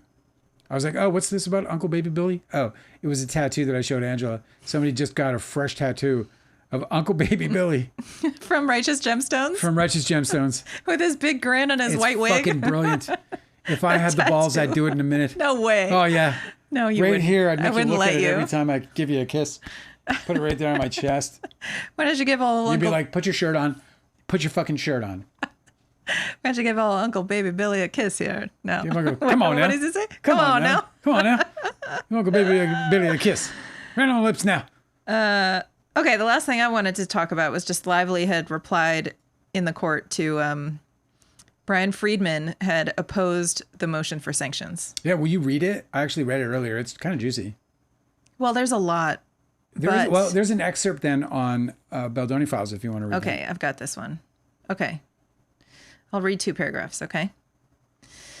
The opposition filed by Mr. Friedman and the Wayfarer defendants does not seriously challenge that Mr. Friedman's repeated extrajudicial statements have targeted Miss Lively's character, credibility, and reputation. As such, those statements presumably violate New York Rule 3.6 and are sanctionable under this court's February 3 order. Leaving aside the opposition's repeated ad hominem attacks, Mr. Friedman's primary response is that his press campaign has not necessarily prejudiced the jury pool against Miss Lively, but the consistency and volume of Mr. Friedman's themes challenging Miss Lively's character and credibility have created a situation in which the issue is not whether jurors will remember Mr. Friedman's statements, but whether they can escape them. The opposition's attempt to blame Mr. Friedman's misconduct on various press statements made on Miss Lively's behalf. He's being like, it wasn't me, it was you guys. Mm-hmm. Like you guys are talking bad in the media too. Yeah.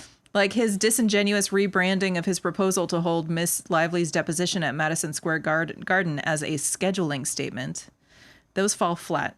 In sum, Mr. Friedman has plainly violated Rule 3.6, which is that you're not supposed to disparage anybody who's participating in a case so that you don't screw up the jury selection. Yeah, and there's obviously something to do with outside the scope of filings. Yes. Yeah. Right. Mr. Friedman has plainly violated Rule 3.6. He has identified no cognizable justification for his violations, and accordingly, Ms. Lively respectfully requests that her motion be granted in its entirety. And then they've also excerpt footnote 2. Says, it has since been revealed through discovery that the Wayfarer parties are colluding with several content creators, including Perez Hilton, Candace Owens, and Andy Signor of Popcorn Planet. Fuck you, Andy Signor. That's just my opinion, and I'm doing this for entertainment purposes, but fuck you, Andy Signor. To perpetuate some of the most hateful and anti-Lively rhetoric. Come on, you're so gross, dude. You're such a gross person. You're doing that for money. You're such a sellout. Your soul is rotten. Jesus. No, to do that, to literally like just help to participate in the destruction of another human being's life that you don't even know in exchange for goods is the rottenest of souls. Come on, that's a rotting, decaying human being. What is that? What is that? Oh, on the dying bed, I just want to hear his words. Like, what does he say with his fucking... I'm just saying, to 30, 50. I'm not saying dying early. I'm saying, he's old man. He's sitting there remembering all the fucking people that he just treated like that. Dale. It's gross. What? You don't think about that? You don't want to die with a clear conscience? You don't want to die knowing that you didn't hurt, but you tried to help people? I believe that these people don't think that she is hurtable because they think she's so powerful, right? They think that she's like lords over other people and that she's so rich and powerful she can just boss her way around. Like they believe that, and so she cannot be harmed by their words by virtue of her, her power. it's like a trait of hers. She's impenetrable. So I don't believe that they think they're doing harm. I think that they think they're trying to do harm. I think they do believe so. I think they're trying so with all their might, and I think that they truly believe that they're making a difference, and I think that they see that in the paychecks that they're cashing from it. Listen, I can barely get any now, and I'm not putting the content out in the same way that these guys are, and I totally get that. But like, you know, a good example of it is like these guys all band together and they put their stuff out, and you know, whereas you know our side of things, and I hate to put myself on the other side of a fence, but I'm clearly not on the Baldoni side of the fence. Don't do those kinds of things. So they just have this sort of network that they just build and grow and well, I mean, that's exploit. not entirely true. I talk a ton of shit about Justin Baldoni because I think he's a bad person. No, I'm not saying you don't think he's a bad person. So do I think he's a bad person. That's kind of that's just my opinion. This is for entertainment purposes. Justin Baldoni, I believe, is a bad person. I don't believe you can have as much activity that he has had in such a short period of time. And that not, I mean, you know, the old cliche is where there is smoke, there is fire. That he's cool with his lawyer going out and saying such horrible things. Exactly. That's it. That's everything. That he allowed this, that he began it. You know, for me, all he needed to see were those first texts where where we saw that Jennifer Abel was instructing Melissa Nathan on the call to make sure that she fulfilled his desire, which is to know that they could bury her. And also that, you know, and then these most recent ones, I mean, he's a bad dude. He is a bad dude. That SH happened on his set and that he wasn't all over it like white on rice says everything about what he really is. Because that's a fire you don't only put out. I can't imagine this. You turn it into something else. You turn it into gold. You turn it into opportunity. You turn it around. You take that adversity and you turn it into something great. That's what somebody does in those situations. I know. So just check this out. Like, okay, so who cares? Somebody who cares. Imagine being Justin Baldoni on the day where Jamie Heath goes into Blake Lively's trailer where she's getting makeup done. Yeah. Okay. Body makeup. Yes. And Jamie Heath's whole reason for being there is to set up a meeting with her so that they can better discuss the SH complaints. Right. Okay. Yes. And then when he goes in there, he is asked to turn around so that he doesn't see her naked. But then when she looks at him, he's looking straight at her. Yeah. Imagine being Justin Baldoni and Jamie Heath comes back and you're like, so how'd it go, bro? Dude, I snuck a peek at her boobs, bro. What? I fucked up. I looked at her boobs. I did another. They were there. They were right there. What am I supposed to do? Headlights shining right at me. I did another SH, bro. Did she see you? She saw me. Oh. Can you imagine? No. And can you imagine just like going on with your day as if it didn't fucking happen, or like just not addressing it at all? Be like, it'll be fine. It'll blow over. I don't know. Did she see? She saw me. Oh, she saw you looking at her boobs. Yeah, we had a conversation about it. I think I don't know. I turned away fast. Can you imagine? No. His whole set was fucking falling apart, dude, and he did absolutely nothing to help it. That's why he was so paranoid and talking to Melissa Nathan, being like, "Dude, we got to bury the story. We got to bury it fast." It's so strange because he knew that he could have fixed it earlier, but he knew that by letting it fester, it was going to be bad. I mean, what it clearly shows is that he has no management skills. Of course not. Like he just has no ability to manage his own problems. You know, he's like, I'll bet you Emily, is that her name, Emily? Yes. Emily Baldoni. I bet you Emily Baldoni. You see how she took on? I don't like to name her because I feel like she's a victim in this too. Nonetheless, I feel like she's got like her hands fucking full. Talk about being a victim. Like, you know, you got a guy like he's like a big baby, that guy. Just a big fucking child. Man baby. You know? Oh, you got sent to the basement? I always have something in my hands. You guys don't see my hands. When I start releasing the videos, you'll see like I have something in my hands. That was like you always have something random. I do have something random in my hands. You're like, oh, Dale has ADHD. Look at him. You know what's incredible too is because we'll like routinely clean your desk, but somehow you'll always end up with some strange like office supply item. Yeah. You know what's interesting about that is like I never had this, like, because it's like a bit of an anxiety disorder of sorts. And I only know this because I used to, like, RD used to do this shit in my presence all the time. It used to drive me crazy. In fact, it was like, I don't know, like 2012 or something. We were living together, and he came over to my house. So he came over to our apartment, and he had a tool, one of my tools in his hand. It's a tool. It was like one of those multi-tools, like a Swiss Army knife type thing. And he ended up fucking breaking it. And he was like playing with it while talking to me and being all nervous about it. And we were talking about this movie. I think it was like I think it was April Apocalypse, actually. Yeah. So we were like working on April Apocalypse, and he was like nervous about it. And he was like pacing and like fidgeting with this multi-tool. And he's fidgeting with this multi-tool, and he fucking breaks it. And I'm like, that's a tool to fix things. You broke something that fixes things. I still don't know how he fucking broke it. I don't either. To this day, it was a bit of a miracle. But he's just like stimming. Now I understand what he was doing, because now I'm sitting here and like fucking breaking things, twisting things. You're stimming. Yeah. Is that what it is? Yes. Stimulating. Yeah. Stimming. I do that too. I'm like always bringing my hands under here, and I'm really wringing your hands. Yeah, I'm really grateful that it's not on camera. But just as I'm talking, I'm just like constantly moving my hands.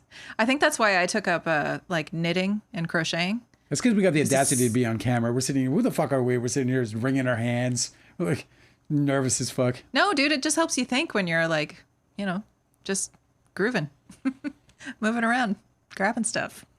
I hope she gets Blake Lively. I hope she gets her motion, or I hope he gets. So what is it going to mean? What is it? He'll get sanctioned. He'll get fined. It's a fine. Yeah, I guess. I don't even know. Maybe it's more than that. Maybe the sanction can include things like. I have an answer. Calling him defendant. I don't know. Dale, listen. You have an answer? Yes, I have an answer. Why are you asking me then over here with no answer? Because I forgot that I had. I don't know why I got this New York Atlantic. North okay, Atlantic so. For the reasons stated above, this court should impose sanctions against Mr. Friedman and set a briefing schedule for the calculation of any award as appropriate. Right. So it's a monetary. Yeah. So they want him to pay attorney's fees. And this guy Gottlieb, he's cheap. He's cheap. She got him out of the old yellow pages. He was probably like AAA law. Because all the triple A's in the fucking beginning of the yellow pages when we were kids. Yeah, I can't find where they're more descriptive about what she's asking for. I read this whole thing earlier today, but she wants damages. She's asking for sanctions. It's money. Yeah. She just said that when the award. Let's sit down and talk about how much we get to split. 10 for you, 10 for me. Oh, so I thought this was interesting about him jury tampering. Mr. Friedman's only remaining argument as to prejudice is that it is nonsensical. This is a quote. Nonsensical that an impartial jury cannot be seated. That's what Brian Friedman said. But that proves too much. If that argument were sufficient, there would be no need for Rule 3.6, and Mr. Friedman would never have stipulated to the application of Rule 3.6 as a rule for this case. Instead, as the United States Supreme Court has noted, and this is a quote, even if a fair trial can ultimately be ensured through voir dire, change of venue or change of venue or some other device, those measures entail serious cost to the system, and the state has a substantial interest in preventing lawyers from imposing such costs. So that's really interesting. So Brian Friedman's argument was like, I'm not jury tampering. We could seat a jury. We just have to work harder. And then jury tampering. We just have to we have to burden everybody. Yeah, with we more maybe money, have to more time. change venue or do all this other stuff. It's the way I work, because this way you see I get to bill my clients, because this guy, he was like, I'll spend $100 million. I was like, I'll bill $100 million. But that's just between us. And it's hard to do without dragging it along. You know what I mean? We got to drag it along. But that's really interesting that the United States Supreme Court was like, no, you don't get to just fucking act like an asshole. We're going to seat a jury the easy way, because that's easier on the taxpayer. So I don't know what's going to happen. I know that he's being a real fucking jerk, and he deserves some fucking punishment for it. Well, Dale, you have 15 minutes left. Would you like to read? Cosmic Urgency says, well, I wish them a lot of luck. He's a great player, and I think he's a great guy, and I think that she's a terrific person, so I wish them a lot of luck. Donald Trump. Yeah, that's right. Thank you for bringing that up. That fucking guy, bro. How long ago was it when he said, I hate Taylor Swift? That was the quote. TMZ actually reposted it, or whatever. They revisited it But Donald Trump, bro, backing down because of the Kansas City Chiefs. This fucking lackey dude, let me tell you what, man. And by the way, we covered the Ghislaine Maxwell, whatever her damn name is, may she rot in jail. We covered her when the Department of Justice went and visited her. And then after they went and visited her, she suddenly got out. She got out of jail for work duty. And she got moved to a cushier place, according to some reports. And we questioned whether that was true or not. But now that woman gets to go out and she gets to go out of jail and work. This is one of the most horrific women. One of her victims came out and said that she was assaulted 3 times a day under her watch. Right? And now after the Department of Justice, so-called Department of Justice, went and hung out with her in that cell, suddenly she's got work duty and comes out with this like, oh, Donald Trump's a good dude. This guy's pandering, Donald Trump, to a base of people who will believe anything he tells them. It's so bizarre to live in this world today with that kind of stuff going on. I was trying to find that. Oh, here. Yeah, Delicate said they asked Trump about Taylor Swift, and I'm like, keep her name out of your mouth. Keep her fucking name out of your mouth, that guy, with you. Bro. I'm like, she doesn't fucking need this shit, dude. It's just, doesn't need to fucking hear from him. Well, anyway, Donald Trump is just like, he knows no bounds. He is the most fucking, oh, what a guy. All right, Cosmic Urgency says, in other news, Ethan Coen needs to quit making shitty movies because the Coen brothers have a horror movie they want to make. And if they get over it, because this dude is too busy making fucking garbage, he's pissed. Yeah, listen, man. Why'd they break a thing that wasn't broken? Take a break, whatever. Make a TV series like everybody else. I was kind of confused. Somebody framed the Coen brothers' early work as like that they were horror directors first. What, you want to call it Blood Simple and... Blood Simple wasn't a horror movie. No, it wasn't. It was more of a crime-y It's like thing. a mystery kind of thriller. Yeah. But that's and interesting. Miller's Crossing wasn't. I know. I wonder if they made like... Raising Arizona was definitely a horror movie. No way. No. The Hudsucker Proxy. Horror. Yeah. Yeah, it was horror for the... They called the elevator guy Buzz. It's just a mess. For kids. Yeah, because he makes the elevator do what it does.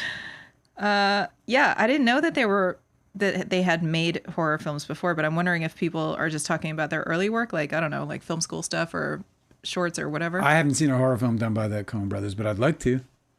I bet they'd kill it. I mean, I was fucking riveted like a horror film watching Fargo. I think that they'd make amazing. I was ready to chew my own skin off my fucking bones at that point. I was so out of it. I really adore them. They've made some of my favorite movies, like top 5, top 10 movies. What's the most underrated Coen Brothers movie in your view? I don't think any of their movies are underrated. Okay, so don't play then. No. I mean, I went and I saw No Country for Old Men. I'm not asking your opinion. I'm asking you which of their movies do you think is underrated? What? Which of their films do you think is underrated? I don't think that any of their films are underrated. I think that all of their films are appropriately rated. Everybody seems to think that Coen brothers are fucking amazing.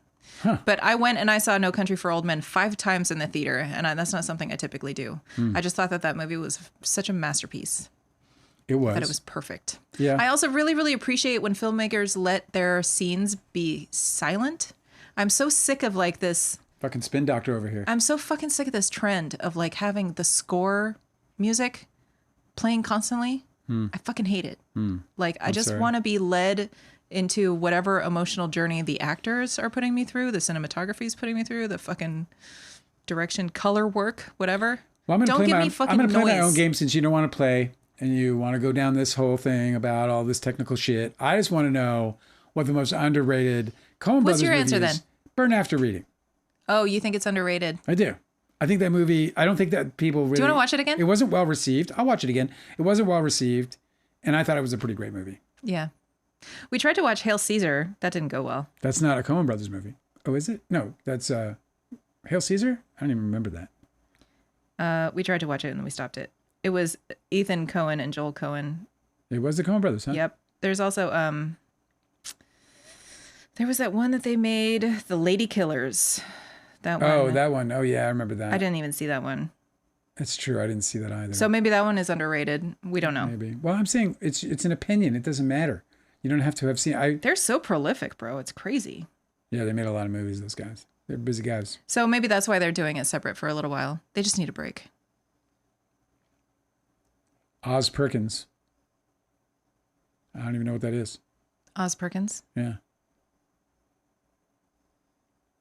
American filmmaker. I'm out of my actor. depth. What? Oz Perkins. He's a filmmaker that does horror movies. Oh. I don't know him by name. He's also credited for Legally Blonde. Oh, really? Did he really? I love that movie. I don't know why he's credited there. Maybe he was in it. He didn't direct it. Anyway, I don't know this person. Moving on. I shall read for you this evening the scene I promised to read. I promise not to cry. If I break that promise, then I'm a dick. All right. Chapter 48. Go slow. Read slow. It's better when it's slow. Chapter 48 but not the same chapter 48. This is chapter 48 of a draft that was done in 2022. The last time I touched this document was in 2022. A million years ago. So I do want to just say that this is a very rough draft. This is a first draft, as a matter of fact. This is a first draft. I did not do any revisions on this, I don't believe. Okay, here we go. The last time I dropped LSD was on a warm spring night in 1996. There was a small group of us that included Jerry Medders, Scott Bloom, Baba Kali, and another friend of Bloom's called Eric. We were all huddled at Bloom's house up in the hills, passing around joints and some cheap wine that we all drank from the bottle. If we're going to drink cheap wine, said Medders smugly, perhaps we should spike it and actually make it worth consuming. With what? Said Bloom with a smile. Acid? Mm-hmm. I still have some of that liquid. On you? Bloom looked amazed. You never know when it can come in handy, Scott Bloom, said Jerry, laughing. Actually, I gave some to a friend earlier, and I haven't been home to put it back in the freezer. Lucky us, said Babbitt with widened eyes as he smiled. Jerry took out a tincture bottle from the inside of his jacket pocket and removed the dropper. Babbitt leaned forward with the open bottle, and Jerry squeezed one drop in and looked up at us. Another, I said, and Jerry obliged. Another, said Babbitt, and once again, Jerry obliged. I think one more will be good, said Scott, and once again, Jerry let a fat drop fall. Babbitt recorked the bottle and swished the contents inside. He pulled the cork and took a great swig. He passed it to me, and I did the same. After Jerry and Scott took their gulps, the bottle was passed to Eric. Eric took it by the neck and hesitated. Go for it, bro, said Babbitt. You'll have a transcendent time, my friend. Don't listen to him. Only drop acid if you feel confident and comfortable, said Jerry. Bloom lit up one of his long brown cigarettes. Don't do it if you think you're going to have a bad trip, dude. How do I know? I've never done it before. You'll be all right, I said. I can talk you down if you lose it. What's a bad trip like? Like what will happen to me? I don't know. I shrugged. It's different for everyone.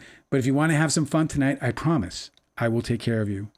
Will I hallucinate? Like, I don't think I can handle that. No, said Jerry. This LSD is more philosophical. Don't you think so, Wheatley? I nodded. Last time I took it, I became a communist. Eric chuckled. I just don't want to end up in a hospital, you know what I mean? If you start having trouble, I'll be there for you. I'll be able to talk you down. You have nothing to worry about, I promise you. All right, fuck it. He took a nip, dabbing his lips and tongue together. It must have tasted pretty good because he had a second swallow right after. Yeah, baby, said Babbitt as he grabbed the wine by its neck and swigged some back. The wine made another round before being corked again. Eric stood up and asked, You guys ever heard of Mozart? You guys ever heard Mozart on a pipe organ before? By the time we reached Thomas the Apostle, a Gothic revival Episcopalian church that sits on the corner of Hollywood Boulevard near Franklin Avenue, the acid had fully kicked in. I smiled at Eric. You good? I'm great, he said. This is wild. Eric ushered us around the back of the church to a darkened door that it would have otherwise never known existed and knocked on it lightly. You might want to hide that, Eric nodded to the bottle of wine in Babbitt's hand.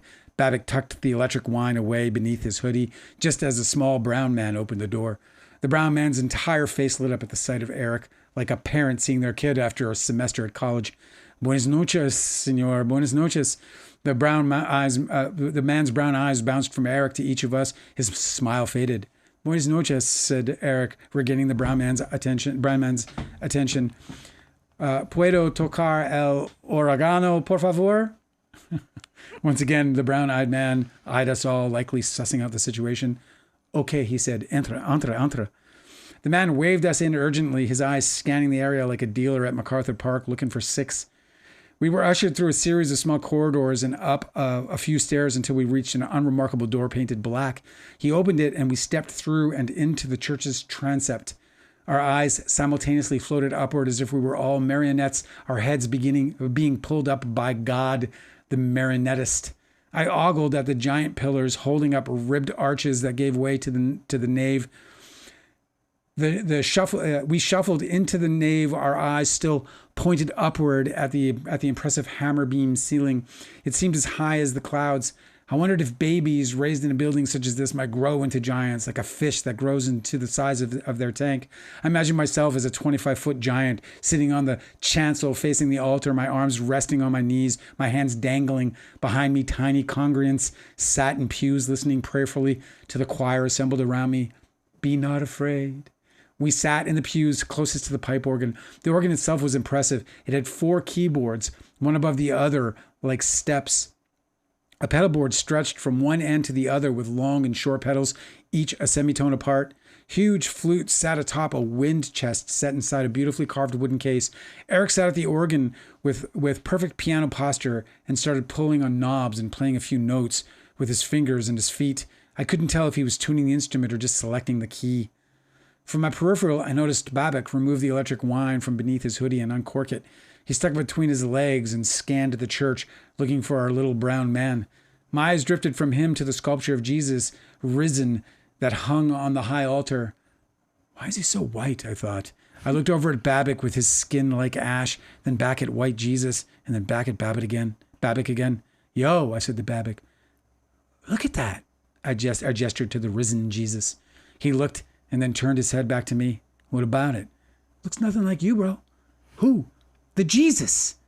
Yeah, we're not related, actually. He's whiter than me, I said to myself with my eyes still fixed on the idol. Babbitt tilted back the bottle for a good swig of wine, then shrugged off my comment. White man's gonna do white man. Do the white man. Give me a shot of that, I said. Okay, guys, Eric said with blazing eyes. This is Mozart's Piano Concerto number 24 in C minor. He giggled. I hope I can do this. Then he turned to the keys and began to play. I have never felt music like I did in that moment. The sound resonated straight through my bones and into my soul. Emotion swirled around and turned inside and out. Eric was fucking incredible, maybe even a genius. Scott, Babbitt, and Jerry all had stunned looks on their faces. Happy ones, like they just won something they expected to lose. Rushes of ecstasy flooded my brain, teasing the LSD. I couldn't take my eyes off of Eric's fingers. They danced on the keys so elegantly, so independently. His right hand on the first division and his left on the keys below looked as natural as resting arms in an armchair with amused fingers. His feet bounced on the pedals comically. I didn't know what sounds each limb was responsible for. I didn't care. I was just awestruck by it all. The wine made its way to me, and I slugged back 2 cheeks full before passing it to Bloom. Then I closed my eyes, and I let Eric's music have me. When I opened them, perhaps minutes later, I saw the little man who led us into the church, standing in the darkened corner near the altar. Trails of tears glistened on his cheeks. We made eye contact, and he smiled tenderly and turned away, wiping his face and resuming his tasks. Eric finished his performance with some killer rock riffs like Light My Fire, Van Halen's Panama, Rush's Subdivision, but it was Boston's Foreplay Long Time that brought me to my feet. Bravo, I yelled. Jerry, on his feet as well, shouted and whistled along with me. We ventured through back lanes and unlit roads on the way back to Eric's Hollywood apartment. We did what we could to avoid humanity as much as possible. The acid was intense, probably didn't need all 4 drops after all. It proved too much for Eric, and things took a turn for the worse. I ended up spending multiple hours talking him from the proverbial ledge. Whenever the walls took a deep breath, I would place his hand upon them so he could feel their density, their stillness. The walls are real, Eric, and they're solid. When he saw the bugs and worms or the glowing yellow blinds melting like wax, I would calmly assure him that none of it was real. I moved slowly, talked softly, and kept him hydrated. I asked easy questions about his life and childhood, his love of music, anything that would prevent him from noticing the world decomposing all around him. And then Eric did something I have never seen before or since. He curled up on his bed, and he went to sleep. We weren't even peeking yet, and that motherfucker laid down on a damn bed, and he went to sleep while his brain was sizzling like hot bacon on some of the best LSD I've ever taken in my life. Absolute fucking legend. When I emerged from Eric's room, Metters, Bloom, and Ali were scattered throughout the living room, smoking weed and listening to Eric's CD collection. It had been hours since we dosed, but the night was far from over. We left Eric sleeping in his bed and ventured back outdoors. It was hot and smelly. The city streets glowed blue, orange, yellow, and red. The homeless limped namelessly through the streets under a moonless sky. We rounded a corner and found ourselves unexpectedly on Hollywood Boulevard near Highland. The boulevard was still closed for the subway construction, but the giant machines were gone. The workers and the bright construction lights were gone. The newly pressed asphalt surface was as black as the sky, with freshly painted cheddar cheese street lines separating eastbound traffic from west. Red pylons lined the center of the boulevard as far as the eye could see. What's going on? asked Metters. I answered, I think they're opening the boulevard.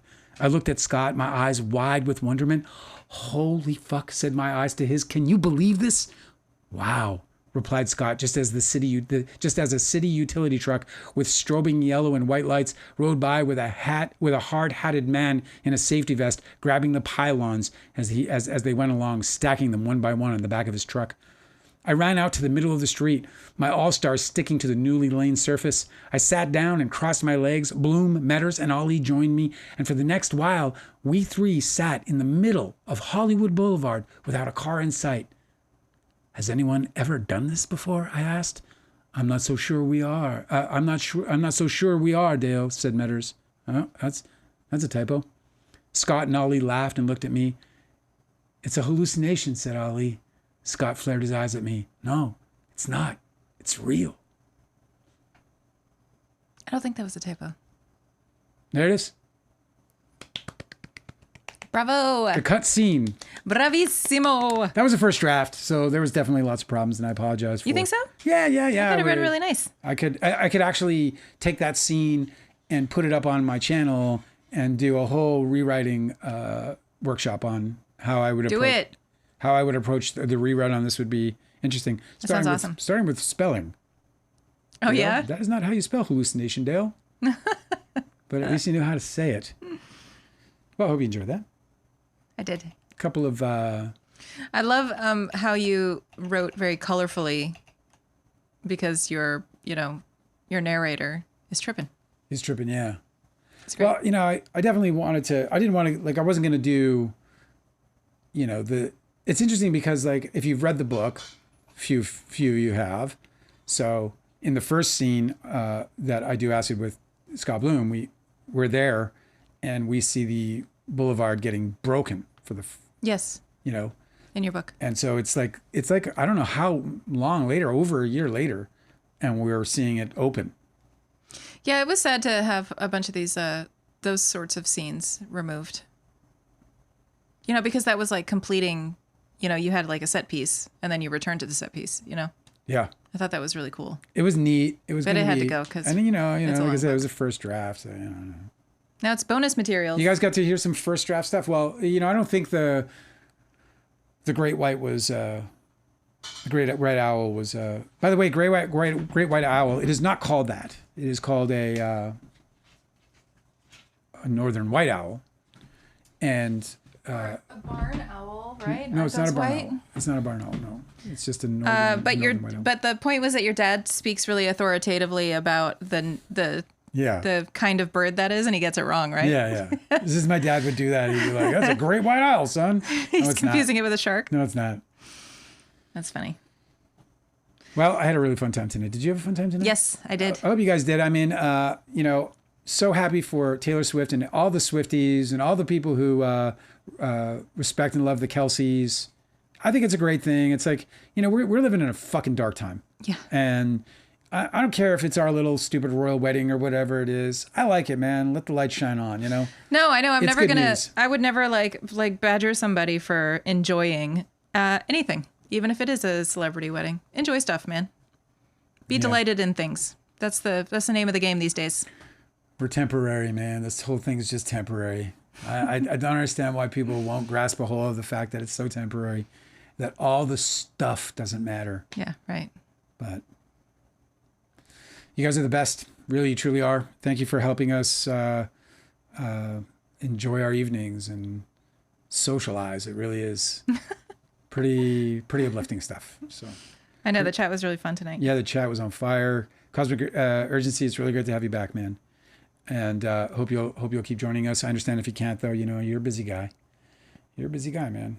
I don't know who you are. You're like the big enigma. Cosmic Urgency, the enigma. I mean, y'all are enigmas, but this guy, he's like neighbors to these people I knew, and it's crazy. I know we should get everybody together on a video call so I can at least put a face to everybody's I name. will say though, Cosmic Urgency, if you want to break the enigma, I'd be glad to send you a book, and I'll sign it to Cosmic Urgency. You guys are the best. Good night to you. Good night to you. Good night to you. See you guys tomorrow. Bye-bye. Bye.